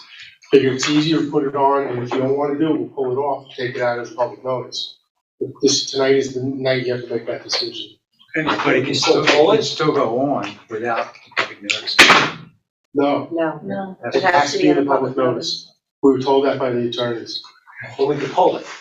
You can pull We it, can amend yes. the public notice and take it out of there once. You just can't amend the public notice to add. Their cost has to be in the notice, right? Yep. And what's the total cost? Not to exceed $135,000. But we also talked about maybe just pushing this for a year. It's up to you.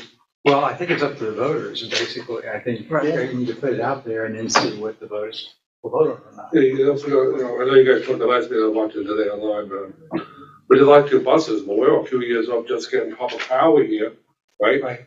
public charging stations, there's none really out there for big buses. I don't think the new boats, I don't know if the new East Hampton building's gonna have the electric We charging have to have our station. own chargers here on campus. Right, or we'll have to probably East Hampton things. We're looking 2 to 3 years away. Can we sustain without a bus for the next 2 or 3 years? And keep in mind, this bus proposition, it sounds like a lot of money, 135,000, but we're gonna ban it for a 5-year ban, meaning you're only gonna pay 1/5 of it next year, and 1/5 the year after that, and 1/5 after that. So it's not really a tremendous hit, and the plan has always been to try to get us for 5 years of layers of new purchases. So after that, it kind of self-sustains if there's no additional increments. Right. No, I think it's a wise thing to do, but again, it's up to the voters to vote on it, so. Thank you very much. Item D is the proposition to go to the voters for to replace the kindergarten playground at a cost of not to exceed $480,000. Pricing, as you know, is skyrocketed with a lot of things. And that would be at no cost to taxpayers? No, it would be no additional cost because it's using the capital reserve monies, pulling money out of the capital reserve account to finance this new playground. And it is needed since we had to tear down the old one, and it's just stones out there for the most part. And Michael, as my understanding, the capital reserve fund has to be used on capital, it has to be on a project of the school, it can't be used in any other area of the school. Well, it's got to be, like here, we're talking about it specifically for the playground. Right. So if you don't use it, if this gets approved by the voters and it doesn't get used for the playground, the money has to go back to the capital. So my reserve. question is, if the funds are coming from the capital reserve, from the capital improvement, correct? The capital No, reserve, it's called a capital reserve fund. okay. You're taking the capital reserve Reserve fund, fund. out of the capital improvement. Right, correct. Which is the money from the The capital, septic system. the capital improvement, there's a capital reserve fund and a capital improvement fund. The capital improvement fund is there for major maintenance, repair items, like if we had, like when we had the boiler or that classroom floor collapse, we took that out of the capital improvement fund, the maintenance repair fund. This is coming out of capital reserve monies to put a new fixed asset on site. Playground. Right. But it's in the capital reserve fund. Correct. So you could use it in another place if you had to. Yeah, but you'd have to identify what the project is. Yes, you have to put it's for a project then. It's for a project. Right, the capital reserve for a project. Yes. Okay. All right, item E is the federal flow-through for the 611 and 619 grants. Those grants, we get the money, we have to forward, we get the money, and then we have to remit it over to, I think in this case, it's the county Department of Health. So that's item E. Item F is the same thing. Out of the American Rescue Plan Supplement, which is another type of a grant. Item G is the, every year we have to approve this for the East Suffolk BOCES Cooperative Bidding Program. And the option we're looking at allows the East Suffolk BOCES Capital Cooperative Bidding Program to write the bids, submit the bids, open the bids, and award the bids on our behalf. We then can piggyback onto those bids. Item H is the agreement for BBS Architects, which will cover them for the roof replacement project as well as the playground replacement project. Item H is the GEHEF mini grant for Danielle Hamilton in the amount of $802.70. Now we get into the change orders. Change order number 7 for JVR Electric. That one includes a number of different items that have come across since summer, really. The JVR brought to the attention of BBS and Parkees, requiring additional consideration to give to them for them to do this additional unforeseen work. Item K is the return of unused general allowance for JNH construction in the amount of $10,000. I think it was $10,000. So that money comes back as a liquidation of the purchase order for that. As a matter of fact, I just got their final cost requests and the closeout papers today. Item L is the unused contract allowance to Pyramid Air Conditioning in the amount of $9,173.96. Again, that's money coming back to the district.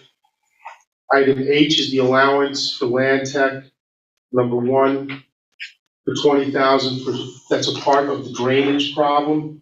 If you recall, we had that flooding going off the side of the field through a couple houses in the woods. I think the total allowance they use is going to be this one plus the next one of $30,000. Also to Land Tech for another subsection of the contracts. Right, and this was months ago. This was all discussed last summer when all the flooding materialized. Item O is the allowance authorization, number 3 to Land Tech, in the amount of $5,922.81 to install additional drainage at the soccer field as well, which kind of dovetails with the other two. So they're using some of the allowance there and that zeroed out the actual allowance in the contract. Item P, change order number 7, another one to Land Tech Group. That was in the amount of $8,900, and that's what was for the restriping and re-signage for the entrance roadway coming into the district. Item Q is the credit change order to Land Tech in the amount of $15,000. And again, it's, if you recall, there was going to be a crew building in the bus yard and a lot of sidewalks and pavement going on. Since the crew building wasn't awarded, this work became unnecessary, so that we get that money back because it's not necessary work. Item R, an allowance for Stalco in the amount of $9,786.81 to revise the masonry parapets details to coordinate with connections between sloped and flat roofs, and to repair and install new masonry at the existing block wall at Carter 70 adjacent to Route 70A. That's that new section where the new exit went through, which used to be Miss Clear's old office. So there were some issues there that had to be corrected. Item S is the allowance authorization number 7 for Stalco Construction. And that was in the amount of $7,425.52, and it's to revise the high roof edge, parapet, and cornice details to ensure the warranty coverage by Johns Mansfield. So that was from the manufacturer of the roof, saying we had to increase that work there in order to make sure that they were going to warranty the roofing work. Item T is again to Stalco. And it's a change order in the amount of $2,500, and it was for them to do some casework installation. We've purchased a number of different counters and things like that for the art room that needed to be installed, and BBS worked out a better deal with Stalco to do the installation than to have Nickerson do the installation. Item U is an unused contract allowance from Stalco in the amount of $72,500, which again comes back to the district. And all of these unused allowances, this shows that we're getting pretty close to the end of the project, that the closeout documents are probably the next step. Item V is a donation beakers for the science lab. And that's it for the finance items, A through Z. Okay, thanks, Mike. Any questions for anybody? No, I mean, Derek looked at all these all checked out with Derek? Yeah, he was on earlier. Yeah, they're all checked out with Derek. Yes. I have them all here for Robert to sign. Yeah. Like this. It'll be on it. All of the paperwork is here, Yeah, to they're all signed and sent up to facilities planning as well as part of finalizing. Okay, thanks. So do I have a motion to move finance items A through V to consent agenda? To make a motion. Second? Second. All in favor? Aye. Okay, special education? Special education, you have 10 cases before you, case 1 through 10, and just CSEs, no, preschool. Okay. Be it resolved that the Board of Education hereby accepts the recommendations from the Committee on Special Education, CSE cases 1 through 10. Motion? Motion. Second? Second. All in favor? Aye. Okay, superintendent report.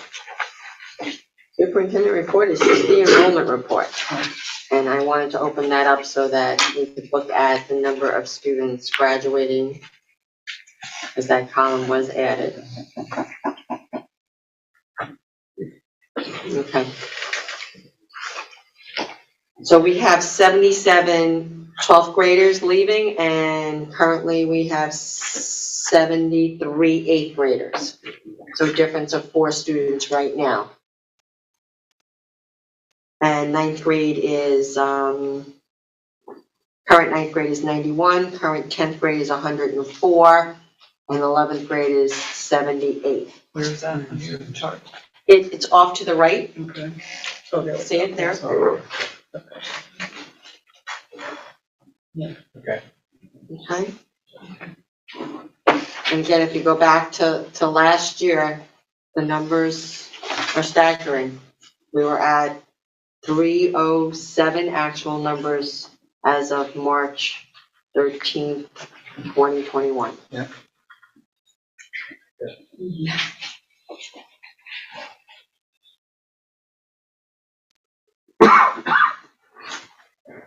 And then down below, anytime you want, you can see it each time the enrollment was taken. And you can see how it just look at the bottom line to see how the enrollment changes by the month.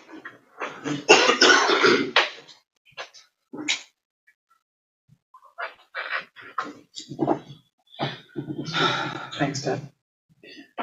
We do have some old business to wrap up, which is approving some minutes. So be it resolved that the Board of Education hereby approves the minutes from the February 8th, 2022 work session, the February 15th, 2022 regular meeting, February 16th, 2022 executive session.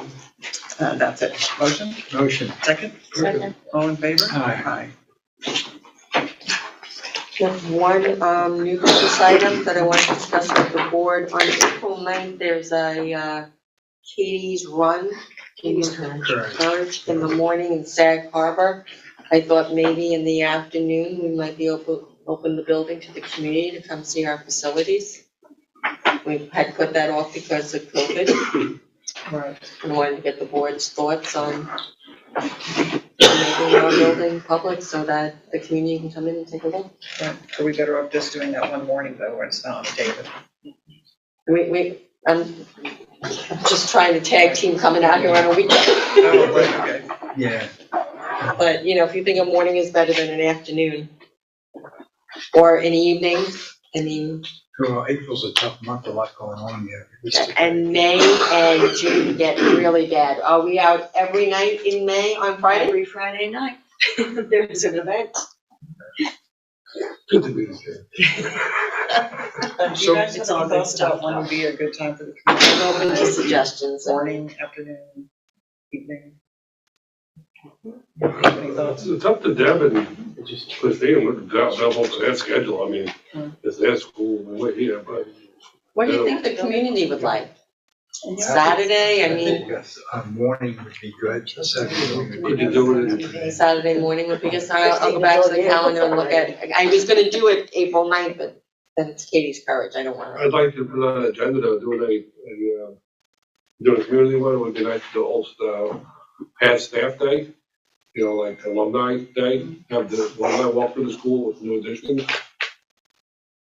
Yeah, Well, MJ that's had the mentioned that when she was here before. Yeah, MJ's talked to me about it as well, and she thought that would be a pretty cool idea. You know, I thought it would be nice. She can actually give a little history through the school as she's walking through it. Yeah. Of how the school evolved over the years. She's been here long enough, a lot of other teachers have too. How about if you waited till a little bit later, maybe June would be a better day? I'm fine with that. I'd like to get through budget Yeah. before planning, Yeah, I think. you know, another And that would event. give you. But at the same time, I think the community needs to see the facilities before the budget vote. Like, with the regards to COVID, right? You know, if you did tentative dates, just like, limited to 10 people. We could do a walkthrough at 3:30 to 4:30, limited people, not having a mass crowd. But that'd be more easier for you. You can't wait for the buses to leave, right, the last I student to think leave. doing it during the week is not a good idea. Okay. Because you have kids' sports and stuff. Right. The building's a mess at the end of the day. That's cool. That's what you do. I mean, I haven't heard, not trying to get in tune, but I haven't heard a lot of comments about not being able to have access to the building to come and see it if their parents want to. No, we haven't had any Right, requests there's been that, basketball games, there's been lots of opportunities. So I don't know, maybe, in my mind, just thinking, the first year we've been open, maybe at the end, because everything that's happened, maybe at the end, the building will be better prepared, and our kids will be better prepared, and our staff be better prepared to maybe be receptive to coming to do that. Because it would be nice. So I'm just, wait till June, the 1st of June. When our new trees are blooming. and Yeah. things are flowering. Everybody talks about springs and on the end of Long Island, and it's really, it's very short. It's not a long spring. Oh, spring, not Yeah. springs of. Yeah. Yeah. It's a very short spring, and it can be very wet and very, very chilly. and we will not turn anybody away who would like a tour of the building. Okay, time for public commentary number 2 on any other items at this time. So, yes, Mr. Buda, please come up. I'd like to bring up a topic that's not specifically dealing with the budget, although it could perhaps lead to future budget savings. Probably the scariest part of your annual financial statements is reading the section under post-employment health care benefits, which based on the actuarial methods that have to be employed, you're currently showing as of the end of June 2021, a booked liability of $51 million. That's for the future medical expenses of all retirees.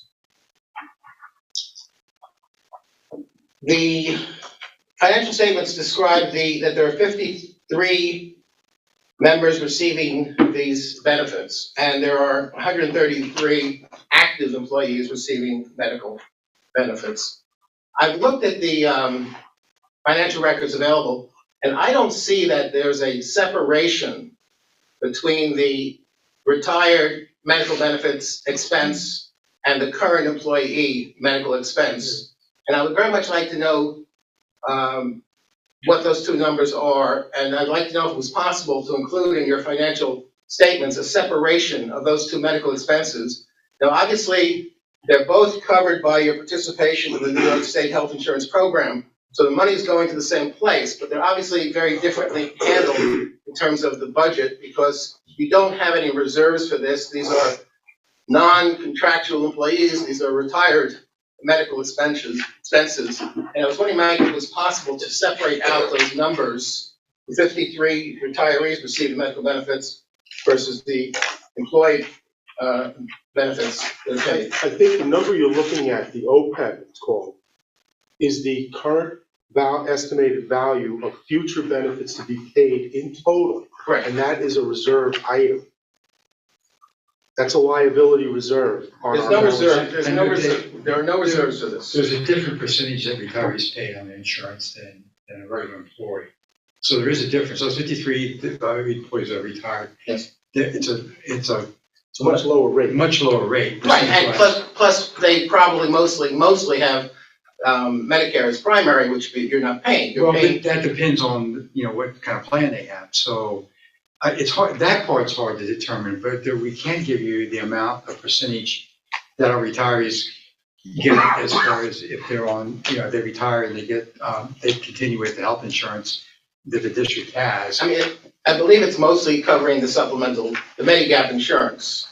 I think it's either 35% or 40% of what they have to pay. And the district pays. It depends on each It depends on when they were hired. Yeah. Right. It's all over the board. It's on their it's in their contract. So let me just throw this thought out at you. I can't tell you exactly how much of the, again, it's a big number because it's the entire lifespan of the retired employees, how much future medical expenses they're going to get. But it's in there, and it's something that you should think about. It's my understanding, because these employees are retired, that you have full discretion to make modifications. There's no ongoing contract obligation. You can change those benefits if you need to. You have no, it's been established to my understanding that a board can change those future medical expenses of retirees without regard to, because there's no current contract and there's no obligation to leave it as it is. And you have the ability to delve into that, to look at what the current contribution rate is and to change it if you feel that that's an appropriate place to save money. But first step is to know how much money you're paying for retiree medical expense, and you can only do that if you separate out the retiree medical expense from the current employee medical expense. So I'm asking you to, if it's doable, to separate it, because clearly the accountants know how many people there are, so each of those people has a bill, and those 53 people, you have an expense, and there's an item that you can separate and segregate. Okay. Thank you. Thank you. My request that that be done if possible. Thank you very much. Anybody else care to address the board at this time? Okay, there we go. Hi. God, I could put PTA on. I could put PTA on the agenda. Hi, how are you? I'm sorry. That's okay. Last night we had an amazing PTA meeting. It was standing room only in the library, half the library. It was very shocking as from the board. But we were so excited and so thankful for all the volunteers. 8th grade graduation is up and going. We have a great team of 8th grade parents that have already started fundraising ideas. One of which is the fund drive, clothing drive. Flyers have been sent home. And this is awesome because no money is necessary. They're asking for gently used clothes and linens. They will pick them up at your home and they bring them to Savers, which is in Comac or Patchogue, and then they will receive money for those clothes. April 11th is the egg hunt. It's going to be for pre-K through 5th grade. We already have a list of volunteers to set up the eggs, and the Easter bunny shall be on the field. And on April 13th, the PTA is collaborating with the athletics department to make opening day for the boys baseball against the Montauk Mustangs very festive. So please come out and support the teams.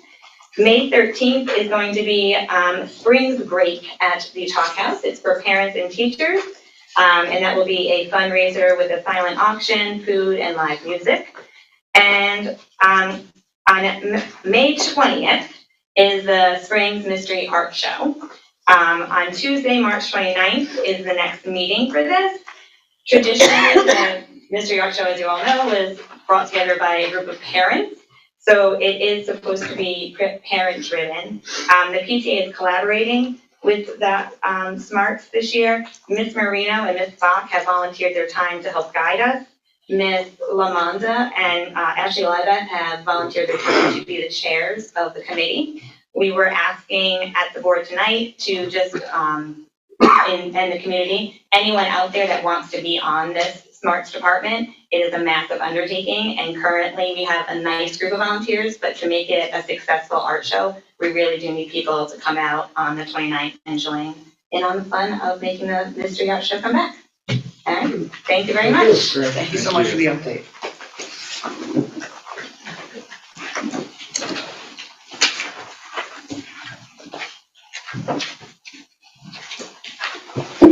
Good evening, everybody. How's everybody doing tonight? So I sat in here for 2 hours and I listened to everybody's point of view. And it seems that we all want one thing, right? We want our kids to get educated. We want the school to be what it always has been.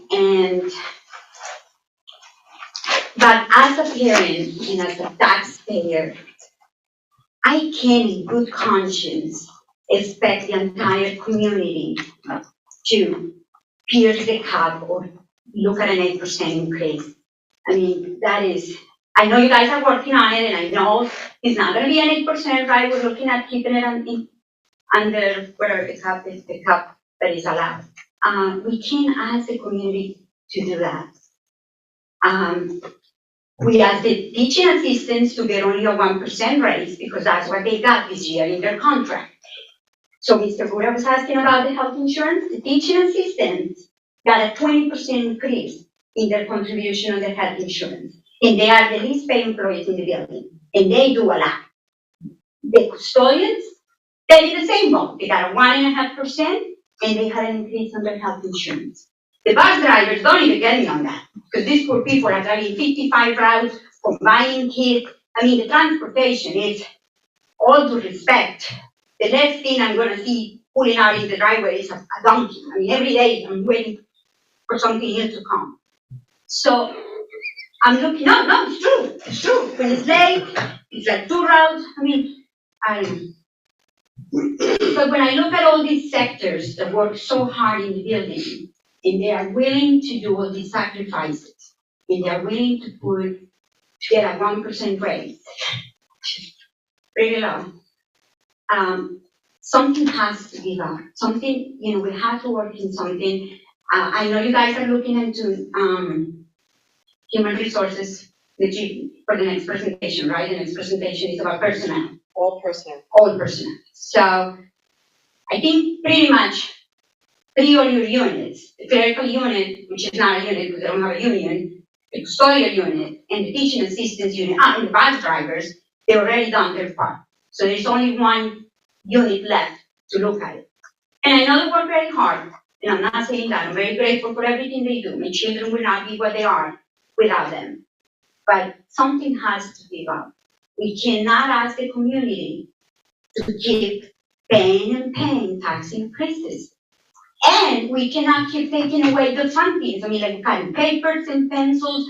I mean, we don't have a cafeteria and transportation. I mean, let's look at that.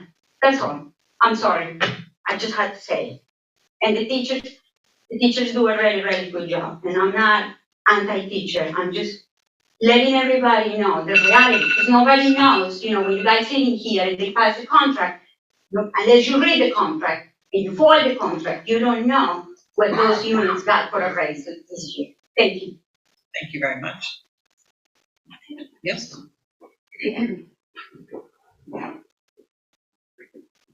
Hi, I'm Casey Delaney. I just had a question. My son's in first grade, second, and my daughter's in third grade, 18. When I saw the first spreadsheet, it looks like the class sizes in third and fourth grade are going up from an average of 17 kids a class to 23 kids a class for next year, just in those 2 grades. Does that mean the usual 4 classes per grade that I've experienced, like kindergarten, first grade, second, will be reduced to 3 classes? So 3 main teachers in third and fourth grade next year? Yes. Instead of 4? 3 sections, right? Okay. And what, I see, that's what you mean by sections. I kind of picked up on that. And then, but all the other grades will still, not all, but I'm assuming kindergarten, first and second will remain with 4 sections. Correct. And what was it in 2019 in third and fourth grade? 3 sections or 4 sections? 4. 4. What's the reason for the change? Budget or? It's a combination. We're trying to find money to get it at the cap or below the cap. And our class size average that we look at is 25, anything under 25. So if you were to start doing the math, trying to reduce the other sections to 3, you would be hovering closer to 25. So those classes stay at 4 sections, and then the other classes where we could, we went to 3 sections. And we only saved 1 teacher here, because 5th grade went up to 4 sections, where 5th grade this year was at 3 sections. Okay. I just want to be clear on, I just didn't quite understand that. And as a parent, obviously I want class sizes to stay as small as possible. So that's my point of view on it all. Thank you so much. Thank you very much. Anyone else at this time? Yeah.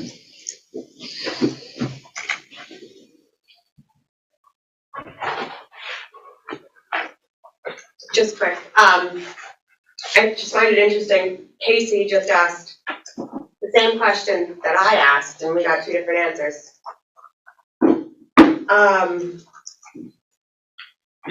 Open house, you guys had mentioned opening the school to the public. I think that would be great, especially maybe with the kindergarten registration coming up.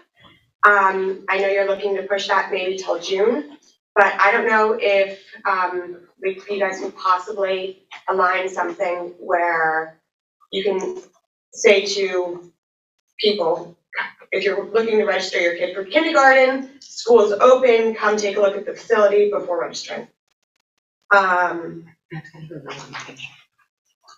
Sorry, we have a kindergarten orientation usually, that's separate from Separate from that? what they were describing before. Okay. That was more of an open house for the community at large. Okay. And then there was one last item that I just want you guys to clarify for me. On item L, the registration designation of employee number 2153. I'm not very familiar with how the Board of Ed is, but I was just kind of confused why in K, it told the teacher's name, but then in L, it's not saying who the name was. Is there a reason for that? In personnel, there are sometimes things that are confidential, Okay, and that's why a number is used. okay, so it's a confidentiality issue. Okay. All right, thank you. Anybody else at this time? Okay. On that note, do I have a motion to adjourn our meeting? Motion. Second? Second. All in favor? Thank you very